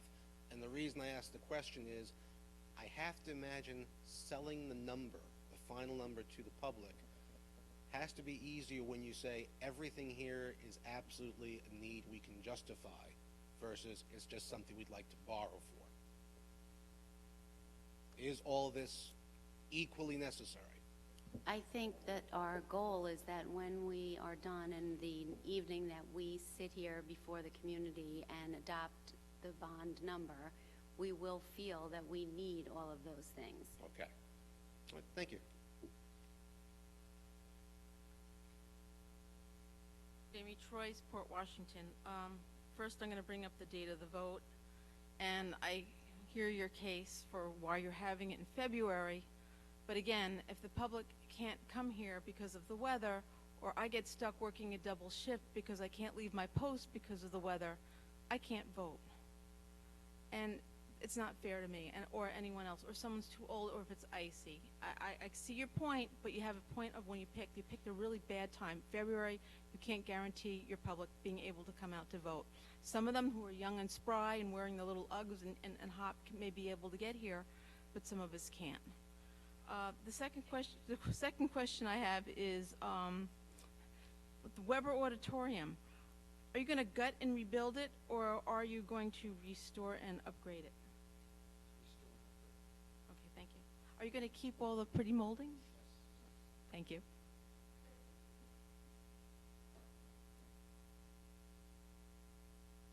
Hi, I'm Kim Gallagher, and I'm speaking on behalf of the softball program in town. And I just want, excuse me? Okay, I just, would like to speak to the board. Anyway, I found the presentation very enjoyable. I find the possibilities of all the improvements and renovations throughout the district and to each school incredibly exciting. I mean, I think that we have a wonderful education, and we've got fantastic programs that go on in the district. I'm very happy here. My kids are thriving. I want to thank you for having the architects look at the upper field. We know that it's viable, which is fantastic. And then I have to say, when I see it listed as an additional infrastructure, I get a little nervous. I'm actually quite disappointed. I feel that in our meetings, you have looked to the community, and you've been wonderful in the sense that you're asking for input from the community, and in our case, in the athletic community, in what we want and what we need to improve our programs. And I think we've been very clear, in our case in particular, what the girls need, and they need to have a home back here on campus. That being said, I think Mrs. Sloan and a few of you others, you hit the nail on the head. Every issue that I had and every thought that I had about the tennis courts being redone or the irrigation, taking money from other areas, if we could put that and reallocate it into the upper field, if we continue to look at that, that will make me very happy. I know that will make the rest of the softball community happy. I know it'll make the baseball community happy, because as you know, if we're sharing that side field, nobody really has their own designated field. We have to work around the games, who's playing at home. Then where are the teams going to practice? If the girls are home, where are the boys going to practice, and vice versa? So that being said, I just want to wrap up by saying I am very excited about every prospect that was and every possibility that was listed here. And I thank you, because after what you said, I know that you actually heard what we have been saying at these meetings. So even though I was very nervous to see it listed as an additional infrastructure, I feel confident walking out of here that you really do hear what we are saying, and I thank you for that. We have heard what you have all been saying. It's something we, I think, are trying to achieve, but within a certain budget for athletics, and we're hoping to be able to make it happen. We are not looking forward to trying to put out a bond of $77 million, so some money is going to have to come out of it somewhere. So hopefully we'll be able to work it out within the existing dollars with changing those things around, but we have absolutely heard you. Thank you. I wanted to speak, if I could, to the February question. I appreciate being even thought of momentarily as young and spry, but my husband fell down and broke his ankle a couple years ago on a sheet of ice, so I already understand your concerns. I'm happy enough to let them vote in February if it means there might be a thing or two they could take out of the budget at the end of the year if they see it and know they could do that. So that's one thing. And the other thing is, I really urge anyone with any doubts to pursue the absentee ballot. I don't think you have to give a reason why you expect to be out, and it would be the way to go. If you have any doubt that you'd be able to make it here, I might do that too. That's all I wanted to say. Frank Russo, PWEA, and we're going to be meeting next week to discuss this, but we'll wait till December, as I mentioned to Alan. I personally would like to support the bond. I could tell you that there are many people in our group that have a lot of reservations about the significance and critical nature of many parts of it. I'm willing to go along with what the board says and with what Jim Restano says. Yes, Jim, there we go. If it could be done without burdening the taxpayers, that's my focus. I trust your judgment as to what the priorities are on that, but it must be done without burdening the taxpayers. And since this is, of course, going to be exempt from the tax cap, what I'm asking, as I mentioned before, is to come in under the tax cap. 80% of our budget is personnel costs. Everyone, you folks all know that. Our teachers are very well paid. You have a contract. You're going to be working on that. I mentioned the past 4 years, the budget went up $17 million, from $127 to $144 million. $17 million, of which half of it was due to the pension cost increases, $8.2 million. Now, this year, you won't have that increase. And you're going to get, as you all know, you mentioned at the last meeting, $2 to $2.5 million of a cut in the pension costs. What I'm asking is to, in effect, share that savings, that $2.5 million, with the taxpayers by coming in under the cap by half that amount. If you do that for 3 years with whatever the pension reductions are, and I think there'll be subsequent reductions the following 2 years, I think that would cover a third to half the bond costs. The taxpayers have to give something. There's going to be $40 million coming due come 2022. Instead of getting a reduction in the budget, which we would love to see, instead we put that money towards the new bonds. And I think that's what the taxpayers have to sacrifice. But what I'm asking for is to come in under the cap, and to get a commitment to that as early in December as possible, so we know what to do, because we want to decide. I'd love to be able to support it. I think it's good for the community to have us endorsing the budget and endorsing a bond. Very good for the community. On the other hand, if it's not going to be, reasonable for the taxpayers, there's an increase here. In light of everything else, it would not be good, because much of this could have been done in past budgets, but there were other pressures, mostly personnel, giving teachers our $116,000 median salary, $156,000 the cost for a typical teacher, including the benefits. So that's my key request. I think we can easily do it, because with the contract is one thing. We've got over 300 classes, I've mentioned, at Weber and Schreiber with 21 or fewer students. We've got 2 areas of professional staffing. I'm going to send it all to you when I get it from Education Department. They promised to come out this week. We've got 2 areas where we are way overstaffed compared to other Nassau Suffolk school districts. We're 50% over and 35% over in two staffing areas. So I'll let you know there. Even if we cut back through attrition, I don't want to lay people off, but through attrition, we could save $2 million there. If we go to the 20 hours per week that the contract allows us to get from teachers, which you're working on, 3 you're only minutes, giving us Mr. Russo. 16.7 hours. We do that, we save another 15 teachers, $2 million there. With the staff ratios, those suggestions, I think, will enable you to meet the budget with still giving the taxpayers a good under the tax cap, and it's an important message you'd be sending them. It would be a positive message to the community to come in under the tax cap, and then we could support the bond. Thank you. We're adjourned. Thank you. One quick question. Joel Katz brought up something. Somebody brought up about the STEM program in Roslyn, which really intrigued me and inspired me to come up here and ask why didn't you address or answer his question about that? Sounds like a great program. Are you familiar with it? You are welcome to come to a curriculum committee meeting where we would discuss something like that. We'd love to have you.